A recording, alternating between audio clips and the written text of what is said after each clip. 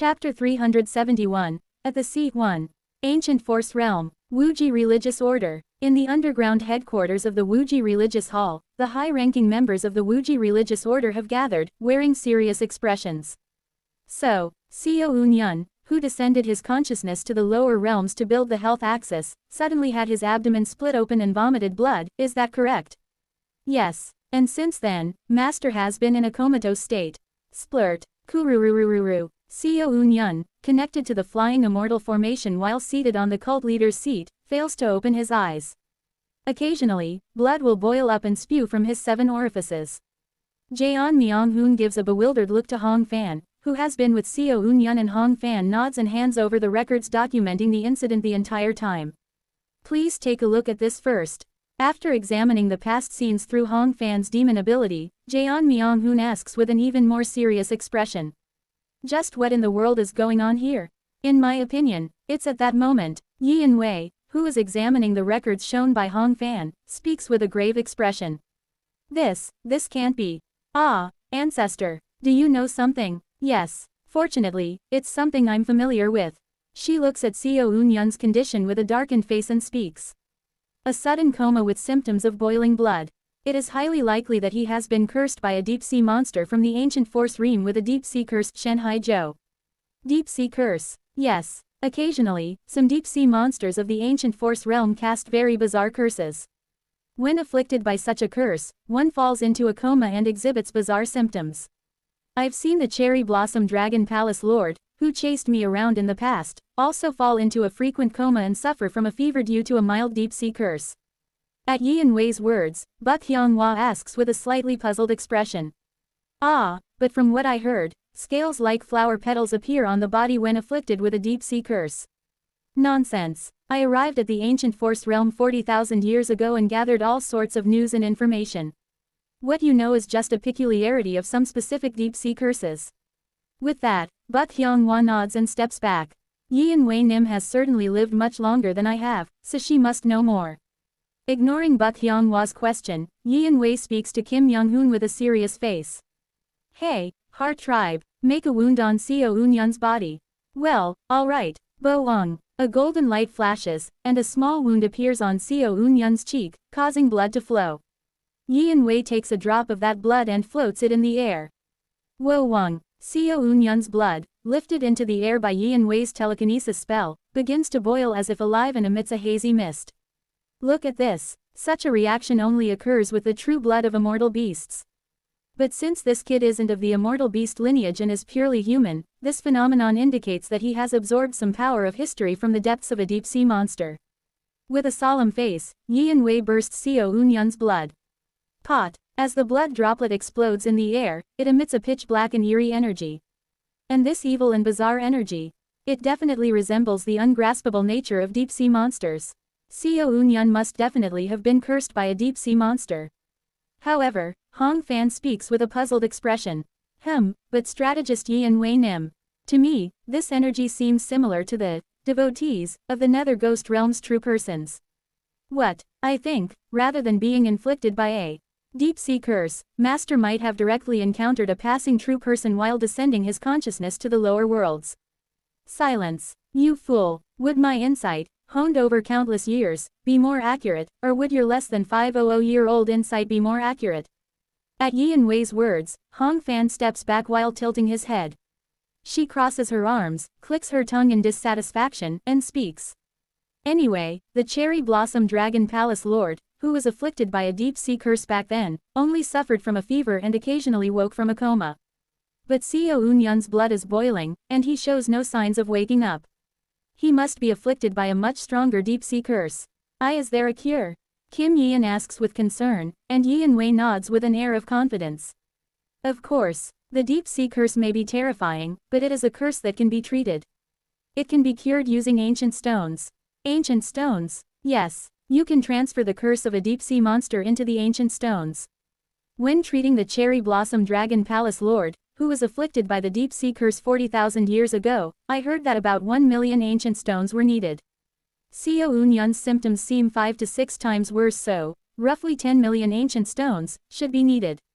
Upon hearing this, Buck Hyonghua, Co ran, and many others' eyes widen as if they are about to pop out. 10 million ancient stones. Isn't even 1 million ancient stones the 10-year budget of a single sea domain palace? Seeing their reactions, Yi Wei speaks. Well, is it not at least fortunate that the curse can be treated with ancient stones?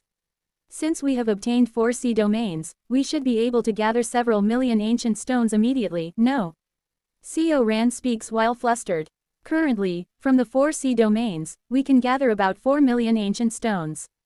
Ancient stones, given their high value, are traded at a ratio of 1 ancient stone to 100 spirit stones. Then we still need about 6 million more. Yi Wei racks her brain with a serious expression, while Hong Fan sighs as he looks at Xiao Unyun. Quote. I don't think this is it. Master being cursed. What did you say, Hong Fan? Quote. It's nothing. Good. Then let's all work together to gather the missing 6 million ancient stones. Thus, except for Hong Fan, Yi Wei and everyone else began their efforts to gather the ancient stones needed to save Xiao Unyun. __. It's hot. No, should I say it's warm? It's the comforting feeling of being in my mother's amniotic fluid. Wait, what? Hyok. Splash. When I come to my senses, I find myself in water. As I become increasingly aware, I realize I am half submerged in a place that seems to be a hot spring covered with steam. This is. Just moments ago, I was fighting Jang Ik and being chased by an entering nirvana true person. But where am I now? I try to extend my consciousness to survey the surroundings out of bewilderment. However, I soon realize that my consciousness cannot extend. What's this? Is the water blocking my consciousness? No, it's the space itself that's blocking it. On guard, I raise my body from the hot spring. But as I do so, I feel a sense of unease and look down at the floor submerged up to my knees. What? There is no floor. Splash. As soon as I realize there is no floor, whatever I have been standing on disappears, and I sink back into the hot spring below. Splash, splosh. Eventually resurfacing, I try to gather my energy to perform Ladder to Heaven, but I suddenly feel something strange. Again, TLN, Ladder to Heaven, Sheng TNT, a martial arts technique in The Return of the Condor Heroes where one steps on one's own foot to jump or leap higher into the air. There's no chi. That's right. Strangely, there is no chi in this hot spring-like place. No, even when I try to release the chi within my body, it won't come out. This space itself is distorted. Surely, this is not an ordinary space but some place within a formation or a restriction.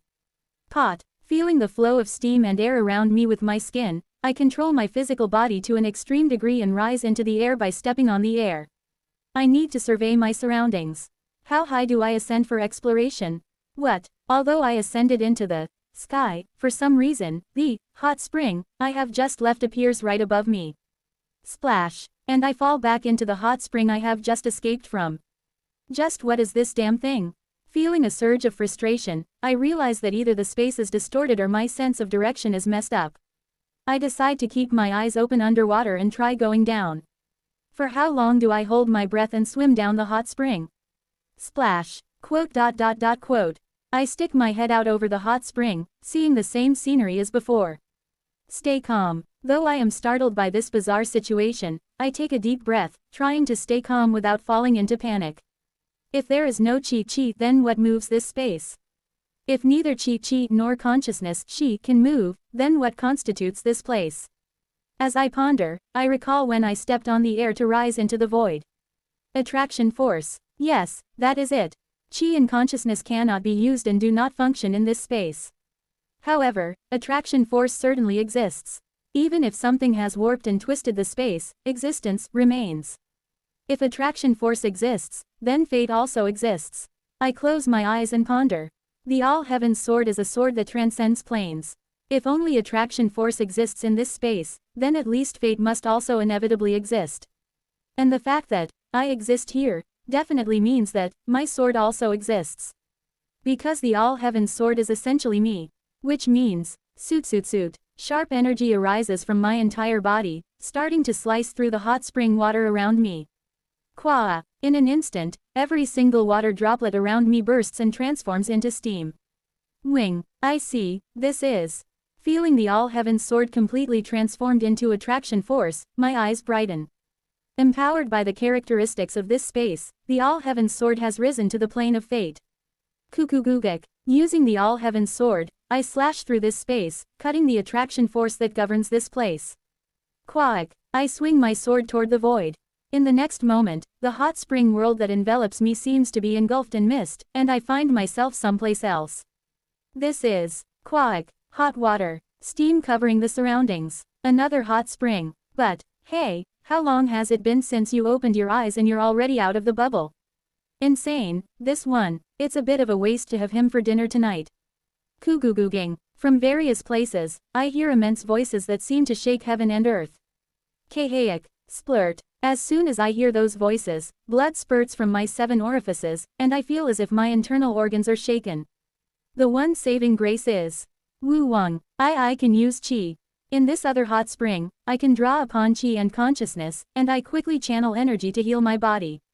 Unlike the previous hot spring, this one has many visible rocks and reefs, and a definite floor that allows me to climb up. I climb onto a nearby rock and look around. Kugugugugu. What is that? However, as soon as I try to extend my consciousness, I hurriedly retract it and lower my eyes. Beyond the hot spring's mist, gargantuan shadows resembling enormous giants flicker and loom. Recalling how my internal organs had shaken the moment I heard their voices, I guess at their identities. Swallowing hard, I respectfully bow on the rock toward the shadows beyond the mist. This humble human race cultivator, a certain CEO, greets the esteemed ones. As I offer my greetings towards their direction, a chuckling sound echoes from beyond the mist. Splurt. Puckwick. It's as if the entire space is vibrating. Even though it's just the sound of laughter, it strikes my entire body like a full-force attack from an integration stage grand cultivator. Ah, oh dear, he's dying. Come to think of it, we were speaking in our usual manner. Haha, you should understand. Since living in the astral realm, we often have to convey our thoughts to those across the vast space, so we tend to always speak a bit loudly. Thank you for your consideration. Is this speaking a bit loudly? I find it a somewhat absurd, but I continue to keep my head bowed. Then it happens. By the way, you look quite tender and chewy for a human race. Can I taste just one arm? No, perhaps just your left side. Twitch. One of the esteemed ones asks in a subtle voice, drooling from beyond the mist. I look up at them with eyes full of tension. Malice ee. While there is the sentiment of, looks delicious, this esteemed one seems to harbor some grudge against the human race, sending malice my way. But how am I supposed to respond to this? As I remain silent, unable to respond, a shadow beyond the mist clicks their tongue in annoyance and says, "Since you didn't answer, I will take one of your legs as punishment." Waduk, wadududuk. Then, my leg starts to get torn away.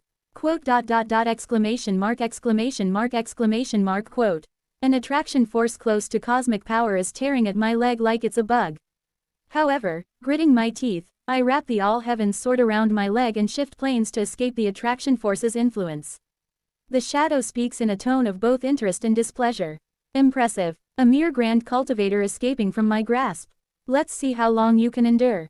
The next moment, kugugugugu, my entire body begins to feel as if it's being crushed. The esteemed one's attraction force focuses on me. What is this? It's literally a force capable of compressing an entire continent into the size of a fist. I realize I have less than a second before I will be crushed into Seo Unyundo and grit my teeth to endure. Wing. The halo of the 3 great ultimates appears behind my head, pushing back against the esteemed one's power. However, the esteemed one only seems amused, applying even more pressure to crush me. I'm going to die. Just when I think I can't hold out any longer. Quack. The hot spring water nearby splits, and something green rises into the air. It's the heaven-collapsing esteemed one, Jang-ik.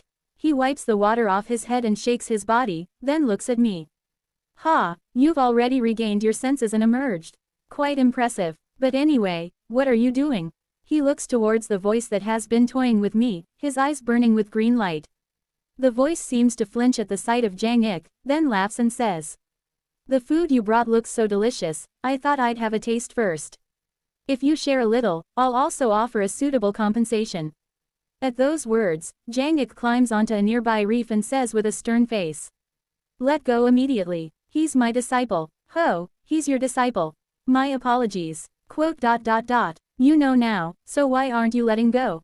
However, despite Jang Ik declaring me as his disciple, the esteemed one across merely chuckles. If he's your disciple, let's test him as such. After all, to survive here, one must have a certain level of skill, no?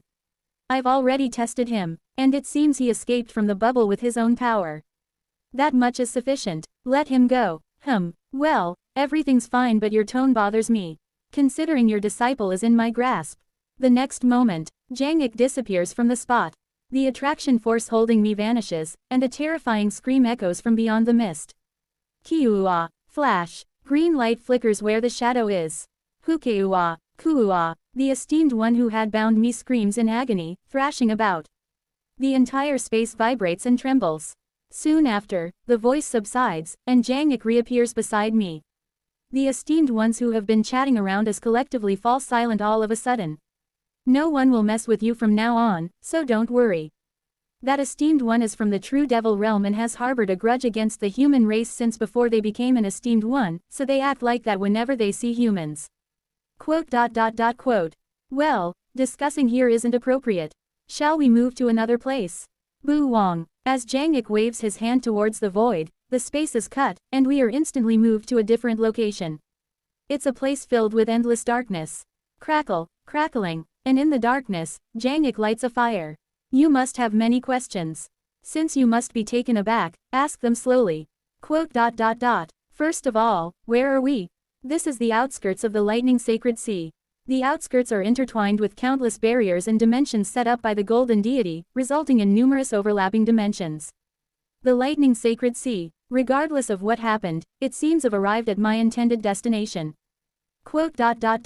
Do you know where Ham Jin is? You mean that boy who came as your incarnation? I left him on a planet where he can survive near the lightning sacred sea. A human race at the chi building level shouldn't get beaten to death easily. Thank you. You're a peculiar one. Is he important to you? Among all the connections I've made until now, which one isn't important? A wise answer to a foolish question. Jang Ik laughs heartily as he slices through the void. Brilliant golden light pours through the cut, and Jang Ik reaches beyond the light and takes something out. An apple. It's a golden apple that shimmers with a golden light. He tosses the golden apple into the campfire and asks while roasting it. Do you have any other questions? Will you take me as your disciple? Did you not already agree? Pardon. Confused, I retrace my memory and recall that during our escape from the true person's hand, I inadvertently accepted his proposal. You are my 23rd disciple. Congratulations. Ha ha ha. That was something I said when I wasn't quite in my right mind. Are you saying you accepted while in a state of mental weakness? From what I saw back then, the emotion you expressed was one of strong desire. Anyway, since I've already accepted you as my disciple, you are my disciple. Know that. He waves his hand dismissively, as if he won't accept any objections. However, I shake my head and say, there is a more outstanding genius than me. You should take that person as your disciple instead. Then I can take that person as a disciple, and you as a disciple too. What are you saying? Just introduce them to me. Later. Understood. Surprisingly, it's settled easily. In any case, I've created a link to introduce Kim Young-hoon to Jang Ik, that's good enough. Is there anything else you're curious about? Why are you asking me to ask what I'm curious about? To empty. Pardon, I'm trying to satisfy your curiosity as much as possible to empty your cluttered heart. That way, it will be easier to train you. I have an instinctive feeling that Jang Ik's training will be extremely harsh and arduous. But I can't refuse. Since it's come to this, I should ask everything I can. I start with what I am most curious about. I've heard that the reason the esteemed ones have come to the lightning sacred sea is to retrieve very important things for the middle realms. What exactly are these important things for the middle realms? They are names. Names. That's right. Each middle realm, including Bright Cold, True Devil, Ancient Force, Purple Gold, Nether Ghost, and Blood Yin, has a true name. A long time ago, the golden deity stole jade plaques imbued with the power of those true names and embedded them in their immortal treasure. That's why we are here to retrieve them. What happens if you find these names? If we find the names, the dimensional barriers of the middle realms will become much thicker, there's a significant ritualistic meaning, and the attraction force will so and become much better. I don't know all the details, but one thing is important. I am startled by Jang Ike's next words. If the jade plaques inscribed with the true names of the middle realms are retrieved, the chances of the living beings in the middle realms avoiding the end increase exponentially. Quote. Exclamation mark quote. The end. It's a term I've heard intermittently before. I swallow nervously and carefully ask, what is this? End. It's self-explanatory from the name. The world will be destroyed. This heavenly domain, in other words, our astral realm, the 6 middle realms, and the decaying corpse realms connected to those middle realms. All worlds will perish. Then, I understand the timing is about 10,000 years from now. Quote. Pardon. I stare blankly at Jang Ik, losing my focus. He repeats calmly, as if it's nothing new. In 10,000 years, the world will end. Chapter 372, at the sea 2. In 10,000 years. I take a sharp breath. Though 10,000 years might seem like a long time, it isn't such a lengthy period for those at the 4-axis stage and above. Why is the end happening? I don't know the details, but from what I've heard, when the attraction force of a heavenly domain reaches its peak, the astral realm contracts, and the end occurs. Pardon, the sacred master calls it the Great Contraction or the Great Collapse. My nickname and techniques are derived from it. According to Jang Ik, the heavenly domain we are in seems to expand continuously but then starts contracting at some point, eventually returning to the singular point of its origin. Editor. Seems to be inspired by the Big Crunch bounce theory from cosmology. The exact reason why this happens is unknown. But from what I know, even if the Great Collapse occurs, the middle realms will never be destroyed. The middle realms won't be destroyed. Yeah, however, as the Sacred Master said, when the Great Collapse occurs and the end arrives, even if the middle realms remain intact, this heavenly domain will be filled with such intense heat and light that no living being can survive. Everything will turn into primordial light and vanish. Unless one is at the quasi-immortal level, they will die without any resistance. Even sacred masters, who have merged with the middle realms, may either endure or perish, purely based on luck. It's truly terrifying. I tremble at this horrifying fact. Then, within 10,000 years, I need to grow strong enough to withstand the end. However, I'm not sure if I can reach the star-shattering stage even after 10,000 years. Quote. I understand about the end. Then, may I ask one last question? Sure, ask away. I understand that in order to enter the next realm, one must sever everything. That's correct. Ho, have you found a clue to the next stage? No, I just heard about it. That's also a skill. Well, that's right. If you want to enter the same domain as mine, you'll have to sever everything. I ask with a serious gaze. How do I sever? Jang Ik seems to understand what I am implying by looking at my intent. I see. Are you saying you can't sever it?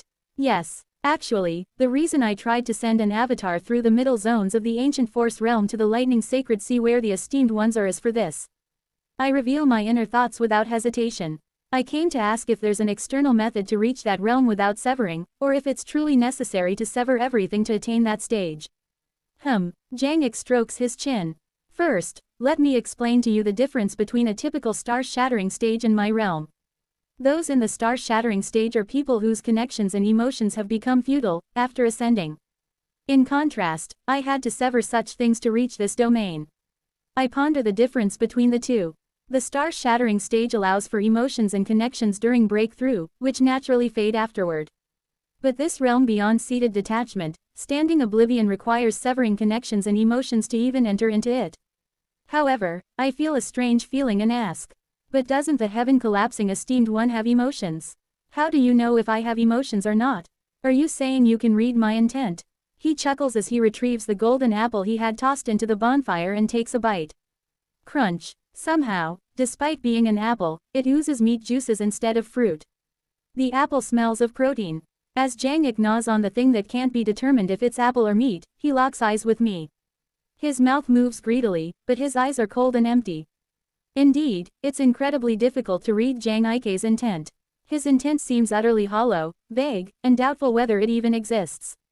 Perhaps, from the perspective of those who have reached Three Flowers Gather at the summit, Jang Ik is not a living being but an exquisitely crafted meat puppet. Chuaik. It's when I am meeting his gaze for some time. I feel as if I am being sucked into his empty eyes. When I come to my senses, I find myself in a cosmic space where all stars shine green. It's an illusion induced by Jang Ike's mental pressure. Kuguguguguk. My mind feels like it's about to crumble. Feeling an overwhelming sense of dread, I look up and see a green nebula taking the form of Jang Ike's face, looking down at me. This is the extent of the heaven collapsing esteemed one's mind. It isn't just the size of his consciousness. The very meaning he has pursued all his life is that immense. At this rate, is he going to cook my brain? I can't maintain my focus under such pressure. However, I know one thing for sure. Jang Ik has emotions. And he cherishes his connections. These are words I once heard from someone. I speak without yielding to his pressure.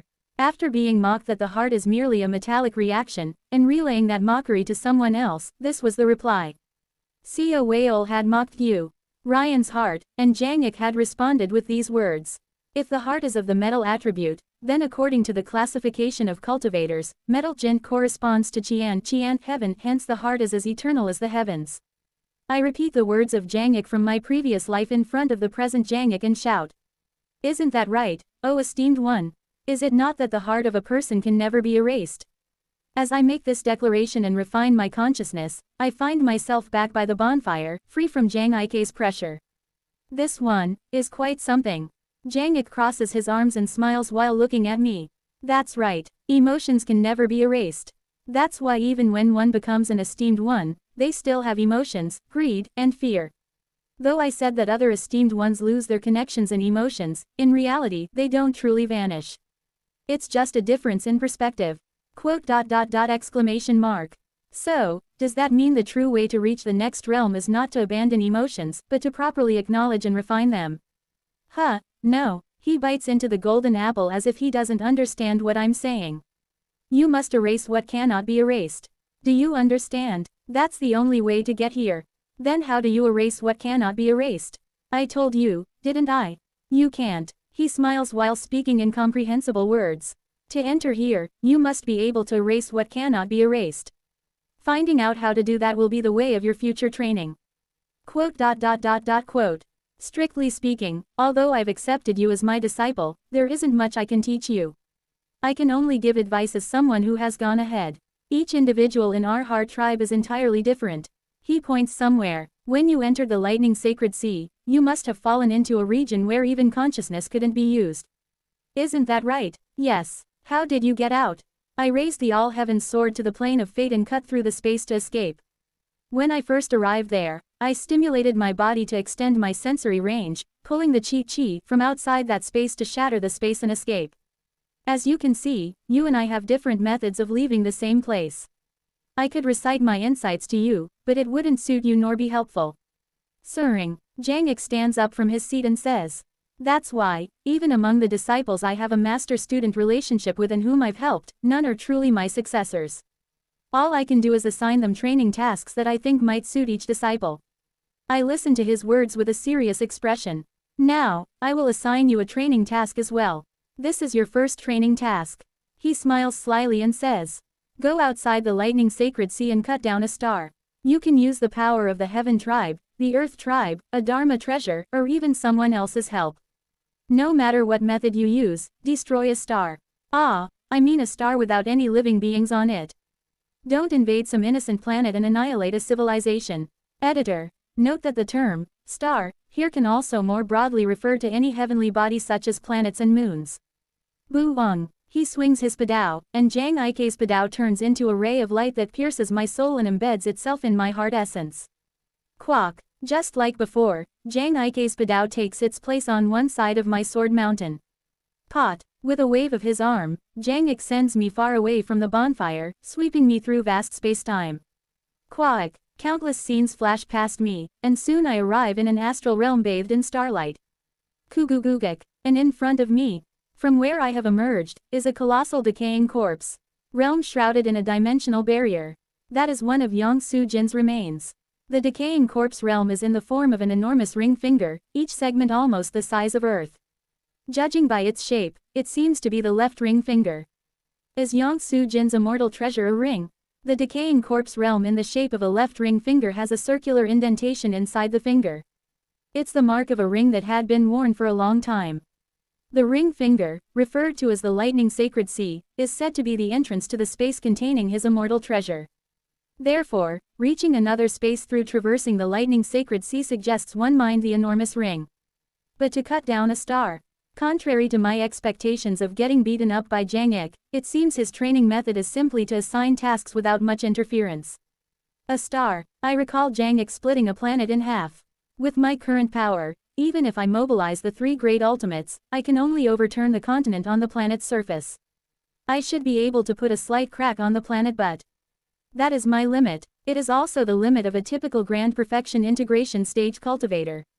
If I raise my seated detachment, standing oblivion in the heaven and earth tribe cultivation to the level of the grand perfection integration stage, borrowing the power of Dharma treasures and formations, then it might somehow work. I think I understand what Jang Ik is trying to say. Is he telling me to first raise my cultivation to the highest point possible and then return? In the early stage of seated detachment, standing oblivion, although I imitated the strength of the grand perfection integration stage by using the physical body and consciousness of the heaven and earth tribes, my actual realm is still at the 4-axis stage.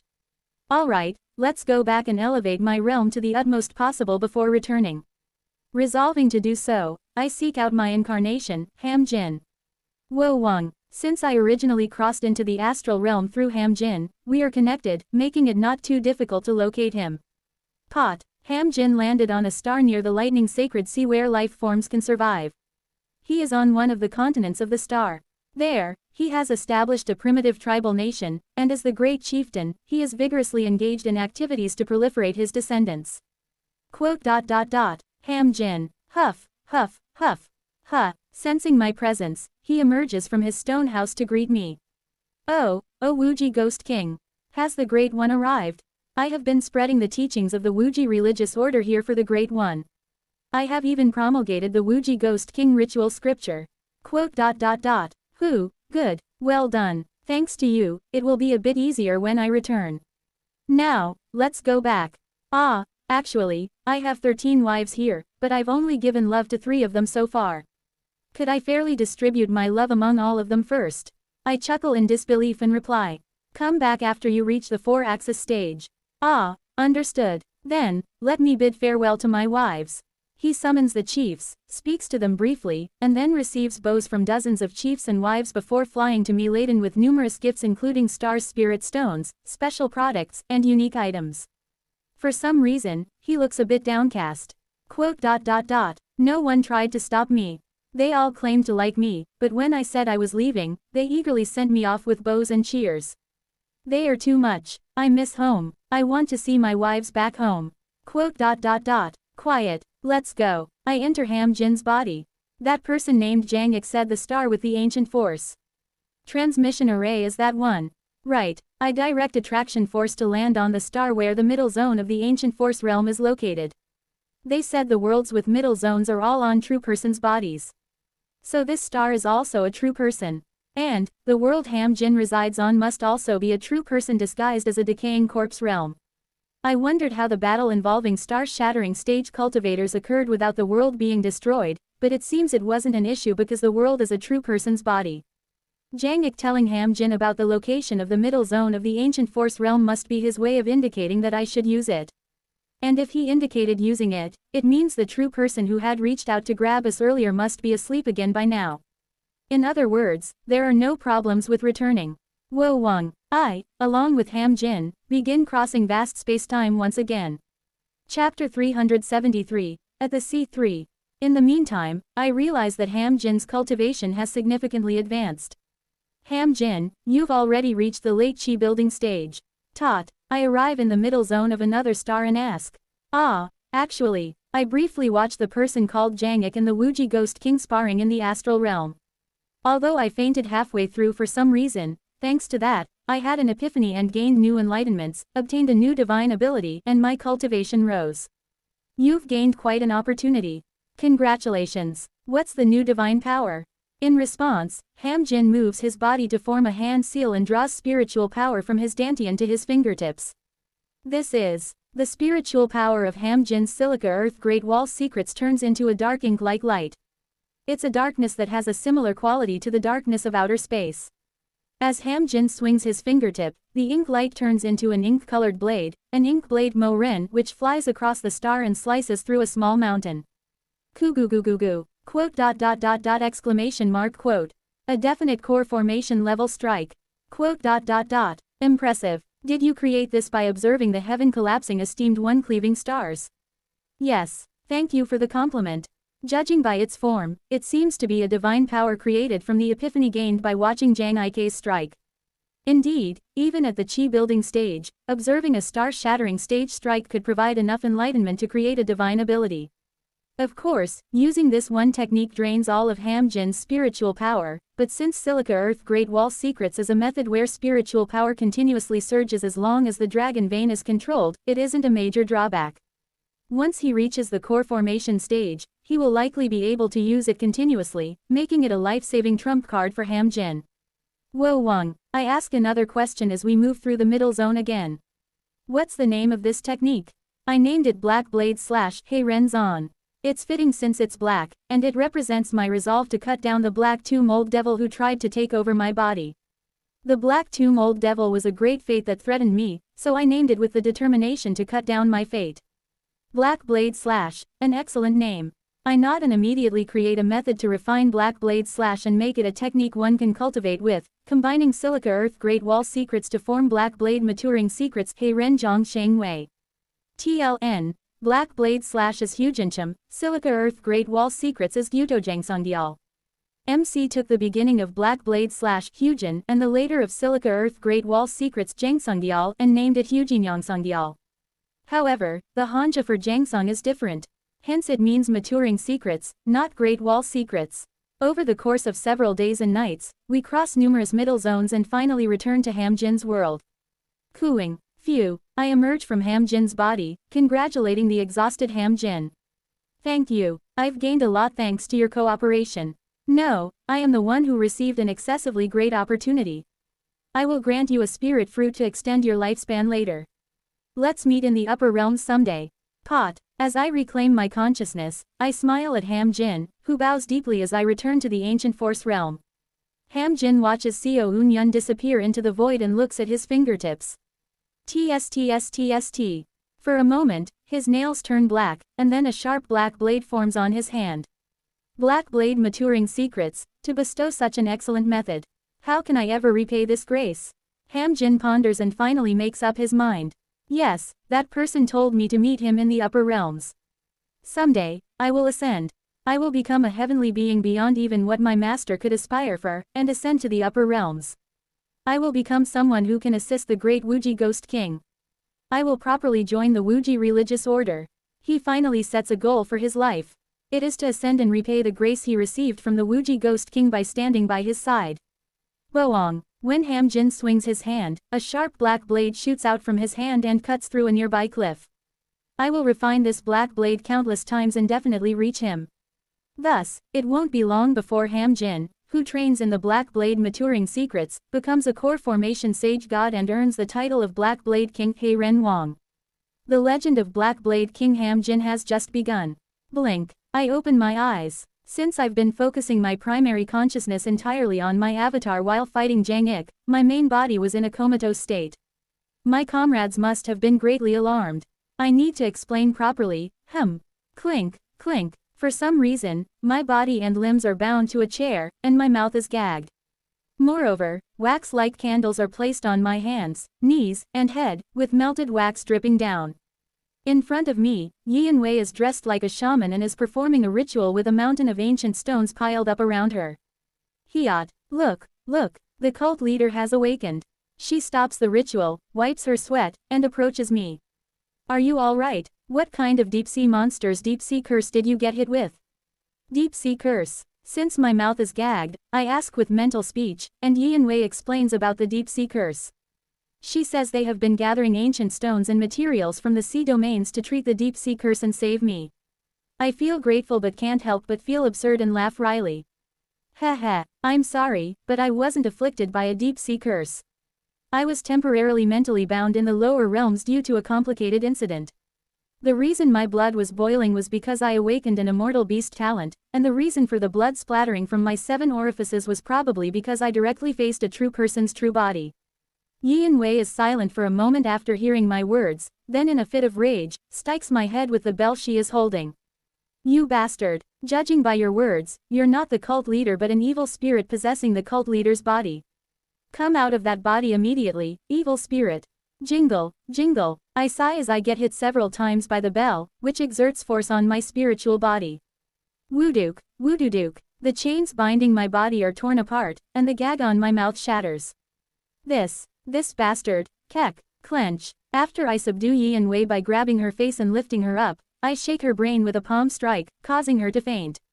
Her eyes flip as she passes out on the floor. I then summon Hong Fan. Pot. Hong Fan pierces through space and appears before me, bowing. Master, have you returned? Was it indeed Lady Yin Wei's method that was effective?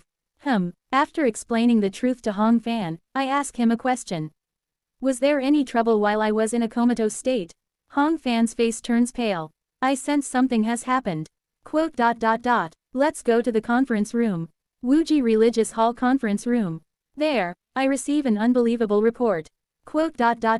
So, while the leaders went to gather ancient stones and left the headquarters, the remaining members, Yuk Yo, Baek Rin, and Buk Hyunghwa and Kim Yeon, were kidnapped by the fighting demon pirate gang. Boo-doo-dook. Hong Fan speaks with a hardened face. To be precise, when Yuk Yo and Baek Rin were kidnapped, the two kings rushed to retrieve them but ended up getting captured as well. That's why Lady Yin Wei tried to wake Master up early. Quote. Where are they now? The fighting demon pirate gang's Salt Bones ship has a peculiar ability to dive into the deep sea of the ancient force realm. Currently, it's said, to be roaming around the deep sea of the ancient force realm. Quote. Do they tend to abuse their hostages? Kim Young-hoon shakes his head at my question. Probably not. More than 90% of the fighting demon pirate gang are from the fighting ghost race, and the remaining 10% are from the demon race, having nothing to do with humans. The fighting ghost race, they look similar to the human race but their reproduction method is extremely unique. Reproduction method? Yes. They charge at their preferred partners and fight while mating. Their offspring are insane creatures who go into heat and feel extreme pleasure during combat. Because of this, they generally ignore and neglect those they capture as prisoners since they can't fight. Hearing this, Jaeon Myung-hoon shudders, a look of repulsion on his face. Quote. So when that bastard fought me. Enough chit-chat. My breath turns into frost, causing the meeting room to start icing over. From now on, we will find and rescue our cult members. Focusing intently with eyes as cold as ice, I begin to track Kim Yeon's location.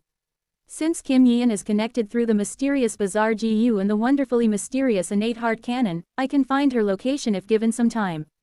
Just hold on a little longer. Clenching my teeth, I think of Buk Hyunghwa and Kim Yeon. The depths of the ancient force realm's deep sea. Within the hull of the Salt Bones ship. Two women are arguing inside a prison cell within the ship. No, you shouldn't have rushed in recklessly. It's you who should have at least run and reported it. What were you thinking? Buk Hyunghwa and Kim Yeon are confined in adjacent cells, their limbs bound as they argue. Are you telling me to abandon our followers and run away? Your loyalty is admirable. Now we're both stuck here together, what good is that? After arguing for a while, the two, exhausted and panting, sigh deeply. What a mess this is. Tell me about it. After some time, the cell next to the one where they are held opens, and Yuk Yo is thrown in. The fighting ghost race warriors who threw Yuk Yo then toss Baek Rin into the cell next to hers, laughing as they move away. Kim Yeon looks at Yuk Yo. Although the fighting ghost race doesn't usually abuse their prisoners, it seems Yuk Yo is often dragged in front of Jin Ma-yeol and mistreated. Quote. We need to escape quickly. At Kim Yeon's words, Buk Hyunghwa chuckles dryly. How do you plan to escape? Even if we get out of here, the Salt Bones ship is submerged in the deep sea so we can't get outside. Didn't I manage to control your Buk Hyung fleet? I think I can control this ship too. Wake up. My Buk Hyung ship was half controlled by a puppet mechanism, making it possible to take control. The Salt Bones ship, on the other hand, is entirely a manually operated Dharma treasure. You won't even have the opportunity to seize control. Hearing this, Kim Yeon suddenly asks Buk Hyunghwa a question. Then, why not modify this Salt Bones ship into your Buk Hyung ship? What? Last time, I saw you quickly modify the ship I had seized and took it back, right? Can't you modify this ship to control it as well? It's possible, but how would we do that? We're both tied up like this. Kim Yeon smirks and moves her arm a few times. Then, all of a sudden, clang, clang, clang. The chains binding her arms snap. Seeing this, Buk Hyunghwa's eyes widen in astonishment. B. Breaking the Dharma treasure that suppresses spiritual power, with brute strength. Spiritual power is suppressed, but my internal energy isn't. Kim Yeon says with a gentle smile. Of course, I can't win against those fighting ghost race bastards in a head-on fight, so a frontal assault is impossible. I'll free you too, so you need to modify this ship as quickly as possible to escape. Got it, Woodoodle. Bending the bars and moving into Buk Hyunghwa's cell, Kim Yeon releases her cuffs. Buk Hyunghwa looks at her for a moment in a daze before smiling.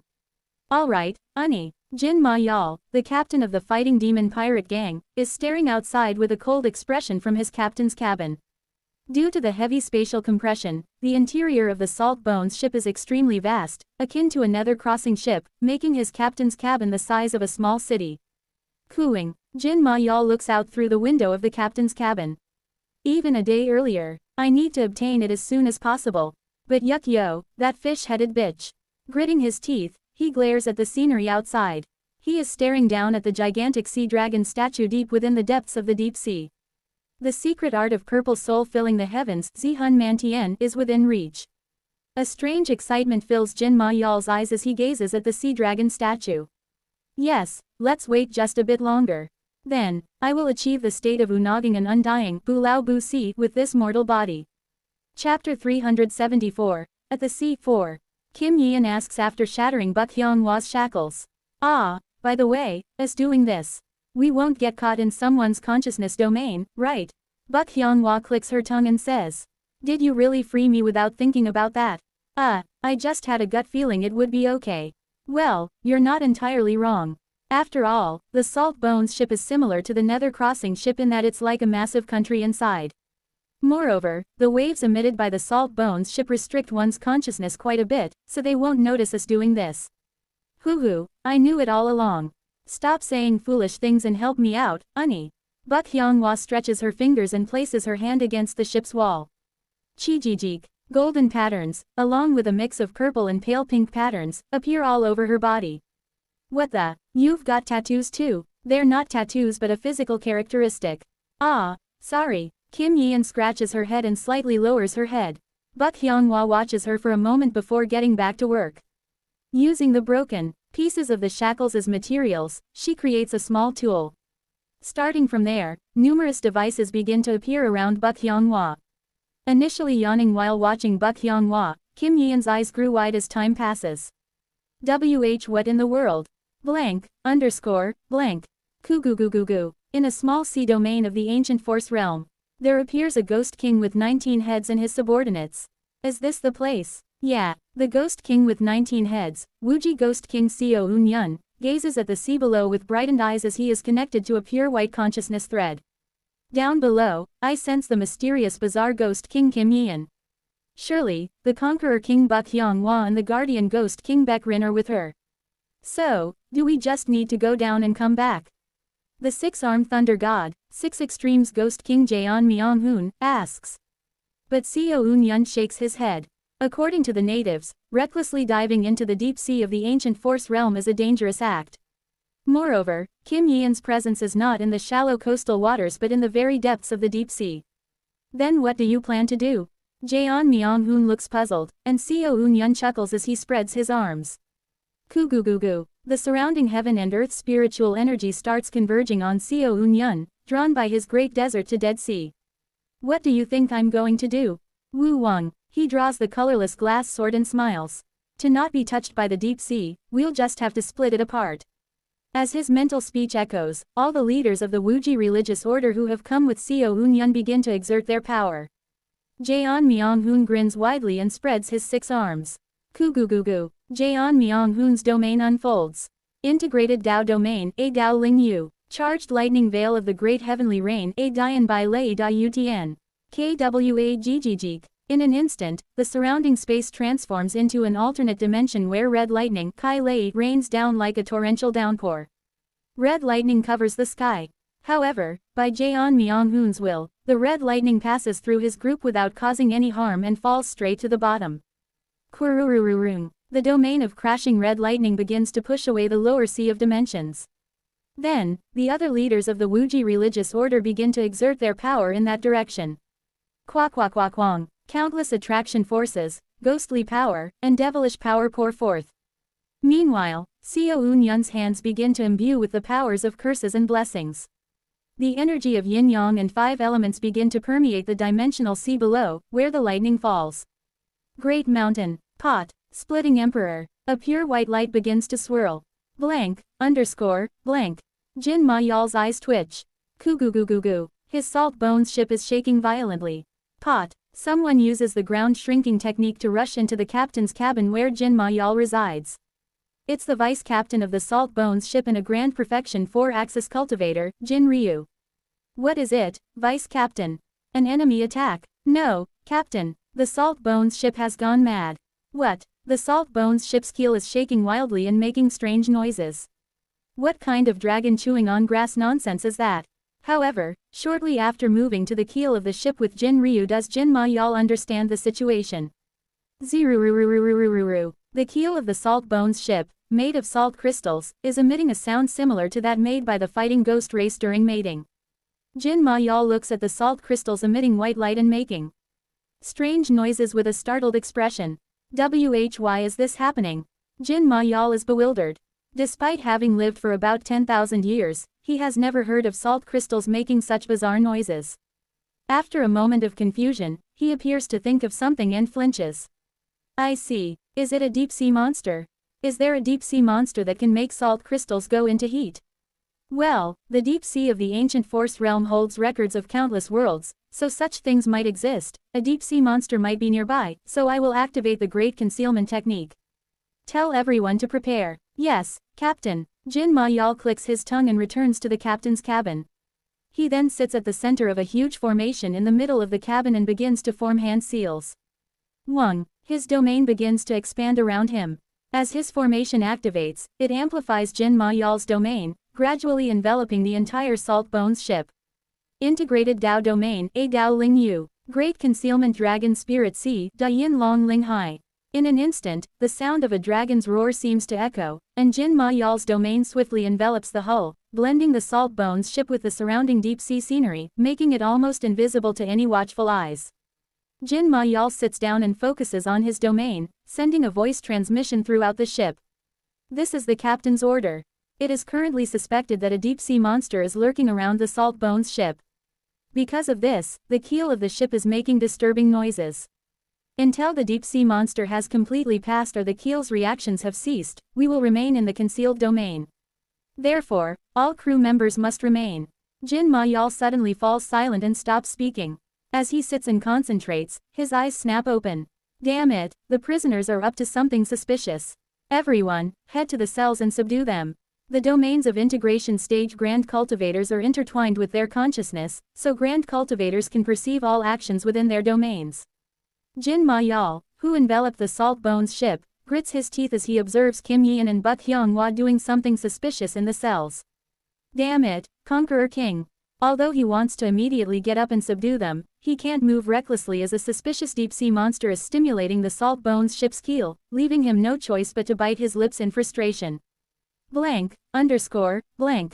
The vice captain, Jin Ryu, leads her subordinates to the lower deck where the cells are located, wearing a nonchalant expression.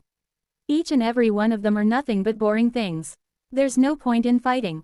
The Conqueror King and the mysterious bizarre Ghost King are experts in puppet control. Thus, the fighting ghost race pirates would have to fight against puppets. For the fighting ghost race who can only satisfy their lust by engaging in combat and mingling flesh with their opponent, puppet cultivators are not attractive partners. The only one who caught Jin Ryu's interest during the battle to capture them was the Ghost King Baek Rin. But since Baek Rin is a ghostly creature, it is impossible to copulate with non-ghostly entities. In short, the members of the Wuji religious order are unappealing and pointless opponents for the fighting ghost race. Puppeteers, what's the point of them? In my time, puppeteers used puppets as support while they fought as true warriors themselves. Nowadays, each and every puppeteer is bizarre and weird. Jin Ryu spits out her disdain for Kim Yeon and Buk Hyung-hwa who use puppets, as she enters the cell area. And what Jin Ryu sees in the cell area are thousands of complex mechanisms. What in the world? Clang, clang, clang. All of a sudden, the cell area has somehow been transformed into a bizarre labyrinth. The labyrinth extends in a straight line, but the entire path is filled with what looks like powerful mechanical devices and weapons, with countless grotesque puppets lined up between them. At the end of the labyrinth, Kim Yi-eun stands with a sinister smile, her arms hanging down. Consciousness threads extend from her fingertips, connecting to countless puppets, while Bak Hyung-hwa, equipped with spider-like puppet limbs, is continuing to modify the area behind. Jin Ryu laughs dryly. Conqueror King and Mysterious Bizarre Ghost King. I've heard of both your reputations, but I didn't expect this. However, it's pointless. If you surrender now, I'll merely put you back in your cells quietly. If you resist, I'll tear off your limbs and bind you. However, Kim Yi-eun merely flicks a single finger. Wo Wang. Flash. 3 mass-produced General Seo puppets, modified by Kim Yi-eun under Seo Eun-yeon's tutelage, fire beams from their mouths. Kuong. After taking the beams from the mass-produced General Seo puppets at the Grand Perfection nascent soul level, Jin Ryu's eyes twitch and she takes a step forward. Well, fine. If you insist on drinking punishment wine, I'll oblige. Cooing. The fighting ghost race appears almost identical to humans in appearance. The primary difference is that the fighting ghost race is born with well-developed muscles throughout their bodies, which swell further as they grow, with horns developing from their foreheads. The more horns one has, the more talent they are considered to possess. Those with fewer horns are treated with disdain even within the fighting ghost race. The royal family of the fighting ghost race has 7 horns, and the highest nobility has 5 to 6. The middle nobility has 4. The lower nobility has 3, commoners have 1 or 2, and slaves have their horns removed, marking them worthless. Captain Jin Ma-yeol of the Fighting Demon Pirate Gang is a high noble with 5 horns, while the vice-captain, Jin Ryu, is a middle noble with 4 horns. Wo Wang. Jin Ryu's horns tremble as strength surges through her muscles. Kwang, Kwang. With an indifferent expression, Jin Ryu crushes the puppets charging at her and begins walking through the labyrinth. The distance between Jin Ryu and Kim Yi-eun and Bak Hyung-hwa gradually shortens. Kim Yi-eun glances at Baek Rin, lying beside her. Baek Rin has just been released from his restraints and needs time to recover his strength. How much longer, Buck? Almost done, honey. And please call me by my proper name. Got it, wah wah. Kim Yi-eun chuckles and focuses her mind on the consciousness threads extending from her fingertips. Listen well, my disciple. It's as if the Mad Lord, who had taught her the wonderfully mysterious innate heart cannon and puppet control while driven mad by insanity, is speaking beside her. What do you think is the reason the wonderfully mysterious fortress keeps winning against any force it fights? A strange madness begins to glimmer in her eyes. Is it because we simply overwhelm them with superior technology and numbers? That is certainly true, but the most important thing is this. Madness. Any force that fights against the wonderfully mysterious fortress, regardless of who they are and whether they know or not, gradually becomes infected by the heart of the wonderfully mysterious fortress during battle. In other words, those who fight us gradually open up to the possibility of evolution. Kwang, Kwang Kwang. As Jin Ryu continues to crush the general Seo puppets with an expressionless face, her face begins to twitch. Yes, my wonderfully mysterious fortress is love. Oh, love, that guides everyone to a new world. It's the ultimate embodiment of benevolence. Ah, how magnificent a creation have I made. Those who face the puppets of the wonderfully mysterious fortress, breaking them, fighting them, and confronting the fortress itself. They inadvertently stare directly at the circuits of the wonderfully mysterious fortress. Gradually, the circuits of the fortress are engraved into their subconscious, and they begin to be tainted by their madness. The more they fight the wonderfully mysterious fortress, the more they lose their sanity and go mad. And when both sides are driven mad, the ultimate victory has no choice but to belong to the Mad Lord's forces, who have long accustomed to the madness. Choo choo choo choo choo choo. Kim Yi-eun starts biting her lips furiously. Blood begins to flow from her lips, and excitement and madness gradually spreads across Jin Ryu's face as she continues to destroy the General Seo puppets. Hey, ha ha, hoo ha ha. Jin Ryu laughs. It had been the same when they captured the mysterious bizarre Ghost King before. Fighting puppets isn't enjoyable, but fighting Kim Yi-eun's puppets somehow always leads to a moment of excitement. Hoo ha ha ha ha. Wo Wang. Zirurururururururu. Jin Ryu's horn trembles and begins to emit a strange sound. Jin Ryu's face turns bright red. The muscles all over Jin Ryu's body begin to swell even more. Before long, the faces of General Seo puppets overlap with Jin Ma-yeol's face in her eyes. Captain, Captain, Captain. Ah, Jin Ma-yeol Oribeoni. Jin Ryu begins to savagely pummel the General Seos with a flushed face. Hey, heck, heck. Even while descending into madness, she manages to keep some semblance of sanity and approaches Kim Yeon. Ah, I'm on the verge of going on a rampage. Jin Ryu sighs inwardly. This is why the fighting ghost race dislikes facing puppeteers. Even if they think they enjoyed themselves, upon regaining their senses, they find only hard puppet fragments instead of the opponent's flesh. The realization that they did a round with puppets brings a rush of shame and discomfort rather than satisfaction and joy. However, seeing the puppets charging at her, Jin Ryu eventually sighs and swings her fist. I don't know. Whether it's a tool or whatever, let's just enjoy and think later. Zeke. Her entire body flushes red as her muscles swell even more. The four horns on Jin Ryu's forehead vibrate madly. Zirururururururu. Hua. Kya. Kuog. Keek. As she lets out an alluring cry as if to seduce her opponents, she smashes through the surrounding puppets with her eyes rolled back, advancing forward. Chapter 375. At the C5. Jin Ryu's momentum is fierce. She relentlessly crushes the puppets charging at her and endures the beams and traps falling upon her body, rushing forward undeterred. Click, click, click. However, the more puppets she shatters, the more they reassemble on the spot and begin to bind her body. Gradually, Jin Ryu's body becomes encased in a puppet armor, but her steps do not falter. Quang, quang, quang quang. The floor of the ship is dented with each step. As Jin Ryu draws closer, tension begins to appear on Kim Yeon's face. She breaks into a cold sweat as she looks at Jin Ryu's blood-red, hammer-like hands. That really hurt. It was Jin Ryu who captured Kim Yeon, and with one hit from her pot-lid-sized hands, Kim Yeon was knocked out cold. In an urgent voice, Kim Yeon shouts at Buk Hyung-hwa. She's almost here. How much longer until? It's finished. It's almost done. Stop rushing me. Damn it. Don't you know how to hurry? Move faster. Kuong. At last, Jin Ryu destroys Kim Yeon's final puppet, glaring at her with a bright red face. A face that seems to say something is still not enough. Of course, Kim Yeon can confront her alone, but having heard of the mating methods of the fighting ghost race, she dares not recklessly do so. Hurry. Faster. Kim Yeon's face turns pale as she reaches behind her and, in a state of panic, yanks Buk Hyung-hwa's hair. Kya. Let go. It's done. Buk Hyung-hwa, irritated by the pain as if her scalp is being torn off, activates the device she has been modifying. Flash. Karuk. Jin Ryu, who is acting coquettishly, feels something strange. Something becomes wrong with her senses. Clang, clang, clang, clang. The passageway she is standing on suddenly flips, and she sees Buk Hyung-hwa and Kim Yeon moving to a different location.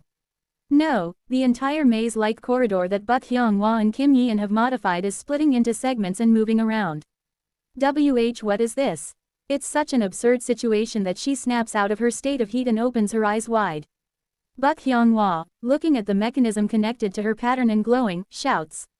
It's done. The modified spaces have been transferred to each section of the Salt Bones ship and we can now modify it quickly in a simplified manner. You need to help now, Ani. Got it. Kim Yeon grasps Buk Hyung-hwa's hand and begins to infuse consciousness. Wing. Kim Yeon's consciousness threads spread throughout the Salt Bones ship. She connects with the consciousness of the wonderfully mysterious innate heart cannon embedded in Buk Hyung-hwa's head to rapidly exchange thoughts with her. I'll tell you the locations to modify and the methods through consciousness, so follow it exactly. Alright, quickly. Buk Hyung-hwa gives instructions to Kim Yeon, and following her orders, Kim Yeon begins modifying the entire Salt Bones ship through the transmitted modified spaces in real time. Good, now the ship itself has become somewhat puppetized. Great, then please send me the blueprint. Here. After a brief look at the blueprint, Buk Hyung-hwa's eyes brighten as she grasps Kim Yeon's hand. That wonderfully mysterious innate heart cannon thing. Can you connect it more strongly with my mind? Yeah, I can, but... Then please do it quickly. After a moment's hesitation, Kim Yeon connects her consciousness more tightly with Buk Hyung-hwa's. Instantly, the space they are in turns into a command room under Buk Hyung-hwa's influence. Cling, cling, cling, cling. The command room and the other modified sections of the Salt Bones ship are connected with the circuits of the Mad Lord through Kim Yeon's wonderfully mysterious innate heart cannon. Transforming the Salt Bones ship into a small-scale wonderfully mysterious fortress happens in an instant. Goo. Kim Yeon and Buk Hyung-hwa extend their consciousness and look up at the ceiling. Buk Hyung-hwa remarks, I'm going to take us out of the deep sea.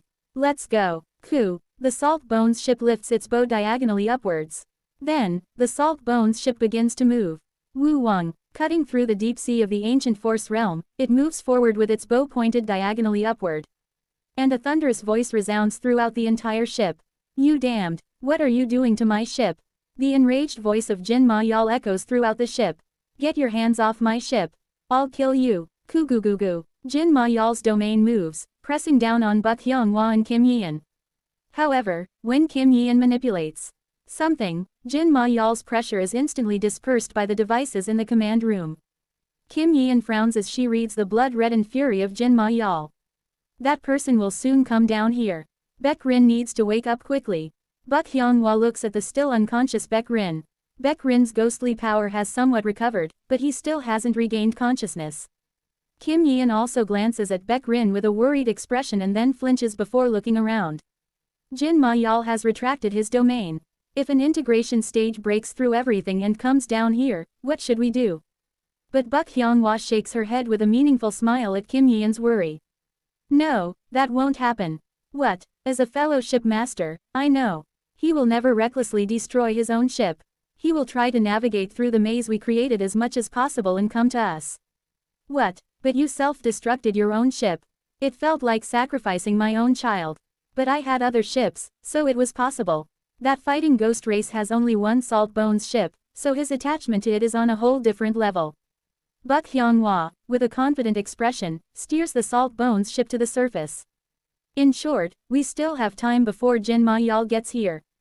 Kuwang, shattering the walls of the command room, Jin Ma Yal, who has flown straight down from the captain's room, creating a hole throughout the Salt Bones ship, locks eyes with them in fury. What's this, Hyunghwa? You were wrong. Transmit. Click. Silently, Buck Hyunghwa presses a button, and she and Kim Yeon, along with Baek Rin and Yuk Yo, are transmitted to another part of the Salt Bones ship. Clang, clang, clang. Buck Hyunghwa avoids Kim Yeon's gaze, who is staring at her silently, and restructures the new location into another command room. From now on, your name is Wawa. Got it. Buck Hyunghwa only puffs up her cheeks at Kim Yeon's scolding. Kugugugu. How far have we excavated down the deep sea with the Great Mountain Splitting Emperor technique in Jaeon Myonghoon's domain? I finally arrive at the location where the signal from the wonderfully mysterious innate heart cannon was connected. However, there is nothing there. Damn it, what's this? The signal from the wonderfully mysterious innate heart cannon was definitely connected in this vicinity. What's this, Seo Eun-yun? Didn't you say Kim Yeon is around here? Where is she? Jaeon Myonghoon asks while spreading his domain to prevent the deep sea of the ancient force realm from encroaching. I close my eyes and operate the wonderfully mysterious innate heart cannon more precisely. Due to the countless overlapping waves of dimensions, my consciousness can't connect well. In the midst of this, I sense something. Geeing. ! Over there, Kim Yeon and the pirate gang are currently moving somewhere. What? Where are they moving to? I look diagonally upwards. It seems they are trying to rise to the surface. Did they detect us? Perhaps. Alright, then let's chase after them. No, instead of chasing, let's rise back to the surface and head to a place where they are likely to emerge. Once they rise above a certain level, I can use the Great Mountain Splitting Emperor technique to evaporate the deep sea. The leaders of the Wuji religious order nod and prepare to rise. Suddenly, I notice a strange shadow deep within the deep sea. It's the shadow of a sea dragon. And on the sea dragon's nape, there are characters written in the Netherworld's language that I learned from Black Ghost Valley. Blood Yin, Shui Yin, Lofty Dragon, Seng Long, Ancient Force Gu Li, Myriad Realms, Beneath Wan Jia, Seed Dispersal, Black Yin's Strategy, Zon Yin Gigi, Ancient Force Division, Gu Li Bu complete. Reading the written characters, my eyes brighten. ! I stare at the object for a moment and then extend my hand. Kugugugugek. It's fixed in one place in the deep sea, similar to the deep sea island that Yi and Wei mentioned. On closer inspection, the body itself is a massive stone statue made of ancient stone. A stone statue carved into the shape of a sea dragon, Hai Long. Kugugugek. I compress the space with attraction force, forcibly tearing the statue fixed in the deep sea and take it into my embrace before rising. I need to investigate this. The appearance of the sea dragon race that Seo Weol always takes. And Seoweol, who seems to have some connection with the Blood Yin realm. Seoweol, who always communicated with the Black Dragon King Hyeonium as the Grand Prince of the Sea Dragon race. There might be a clue to their connection. TLN, the Korean characters for Hyeonium are the same as Black Yin Hyeonium. The Hanja for Black Yin actually translates to Black Shade, but there's a likely chance it's a typo by the author, so I'm translating it as Black Yin. No, wah, you said he'd cherish his own ship. Who knew that despicable pirate would destroy his own ship to come for us? What are you going to do? He'll soon reach us again. You're the Unnie. Do something about it. Stop saying stupid things. Kim Yeon and Buk Hyung-hwa are busily moving their hands while exchanging words in a heated argument. In the midst of this, Baek Rin, who is beside them, opens his eyes. Ku, Conqueror King, Mysterious Bizarre Ghost King, I apologize, but where are we? Kim Yeon quickly conveys the current situation through consciousness using the wonderfully mysterious innate heart cannon. Baek Rin lets out a low sigh. So, you're saying we still have a long way to go to reach the surface, but Jin Ma-yeol will soon catch us? Yes. If we get caught, the ship will be restored to its original state, and we'll be stuck in the deep sea again. As they sigh with hardened faces, Yukyo coughs and stands up. She wipes the blood from her mouth and takes a deep breath. I will be the bait. Buk Hyung-hwa and Kim Yeon flinch in surprise at her words. Baek Rin's eyes blaze with blue ghost fire. What are you talking about? Do you wish to die? However, Yukyo only gives a bitter smile, unfazed by Baek Rin's pressure. What Jin Ma-yeol wants is me. In the first place, everyone was caught while trying to rescue me, so I should take responsibility. I will move around the Salt Bones ship to draw his attention. Meanwhile, the rest should pull the Salt Bones ship to the surface and escape. You foolish thing, how long do you think a mere nascent soul like you can run away for? My dragon form disguise method decreases the toughness of my skin and my attack power when I transform into a dragon, especially lowering my speed. That's why I was captured by the Wuji religious order initially. But following the advice of the Wuji Ghost King, I can now reverse this method. By doing so, I can maintain my form while becoming faster and stronger. Yukyo's eyes are resolute. I've lived my life running and scamming. It's better for me to be captured than for the three of you. In fact, if it's me, I can scam my way out and escape more easily, so please don't worry. Before anyone can stop her, Yukyo leaves the command room. Watching her, Baek Rin seems restless and speaks to Buk Hyung-hwa and Kim Yeon. I apologize, your highnesses. The cult leader ordered me to look after Yukyo, so by the cult leader's command, I must. Kim Yeon examines Baek Rin's intent. And laughs lightly, nodding. Go ahead, Sir Baek Rin. As you said, she's just a nascent soul. If a four-axis like you accompanies her, you can stall for time properly. Thank you, your highness mysterious bizarre ghost king. Baek Rin quickly bows to Kim Yeon and immediately chases after Yukyo, emitting a streak of light. Kim Yeon watches them leave, then once again uses her consciousness to sense the entire ship before speaking. Indeed, Jin Ma-yeol has changed directions from coming toward us to heading toward Yukyo and Baek Rin. We need to reach the surface as soon as possible while they buy us time. Can you do it? Yes. While infusing spiritual power into mechanical devices, Buk Hyung-hwa frowns. What's wrong? My spiritual power is depleted. Wah. That's why I told you to reach the heavenly being stage quickly. Do you think it's as easy as it sounds? What's so hard about it? Kim Yeon chuckles and places her hand on Buk Hyung-hwa's back, infusing her with spiritual power. Wing. Connected through the wonderfully mysterious innate heart cannon, Buk Hyung-hwa blushes red the moment she feels Kim Yeon's spiritual power pouring into her. Wait, this person. For a moment, Buk Hyung-hwa seems to see a soft pink light. For Buk Hyung-hwa, who has received both consciousness and spiritual power from Kim Yeon, a part of Kim Yeon's emotions also flows in for a moment. Affection, longing, curiosity, joy, desire. They are emotions directed towards someone that cannot be described with words. But if one were to dare attach a name to it, it would be an emotion of warmth. For a moment, Buk Hyung-hwa feels as if she is in the embrace of her mother, Yeon, beyond that soft pink light. Wo Wang. The patterns on Buk Hyung-hwa's face glow brightly as if burning. Move aside, Unnie. Buk Hyung-hwa takes a breath and extends her hands. Simultaneously, the spider leg puppet attached to her back begins to move. Click, click, click click click click click click. What What's this? Kim Yeon looks at Buk Hyung-hwa with a slightly surprised expression. Her hands are moving even faster than before. Feeling as if Buk Hyung-hwa is possessed by something, Kim Yeon stares at her with a strange look. From now on, we will make the mechanical device we created go berserk all at once. It's not something we intended to use permanently anyway. It will cause the ship to quickly rise to the surface faster. Once we reach the sea surface, Yi and Unni, please quickly contact the cult leader with your consciousness. If the cult leader sends even Sir Kim Young-hoon, the situation will be resolved in an instant. Wah wah, you, and, Buk Hyung-hwa shouts at Kim Yeon. My name is Buk Hyung-hwa, not Buk Wah Wah. Kim Yeon smiles softly as she looks at her and pats Buk Hyung-hwa's head. Quote. Got it, Hyung-hwa. Don't bring your face so close. It's already big and burdensome as is. As Kim Yeon's face draws closer, Buk Hyung-hwa blushes and gives a scolding remark. Kim Yeon playfully flicks Buk Hyung-hwa's forehead before they start controlling the Salt Bones ship together. However, the two no longer argue as they did before. Chapter 376, at the sea. 6. Kwang. From a corner of the Salt Bones ship, the area where alcohol is stored, an explosion echoes outwards. Due to spatial compression, the space, as large as a small city, is filled with an enormous amount of alcohol.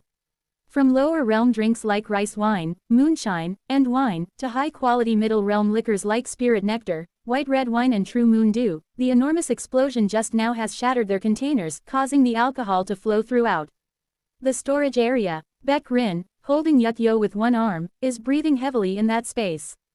Quagwagwagwang. Several members of the fighting ghost race, including Jin Ma-yeol, fall before them.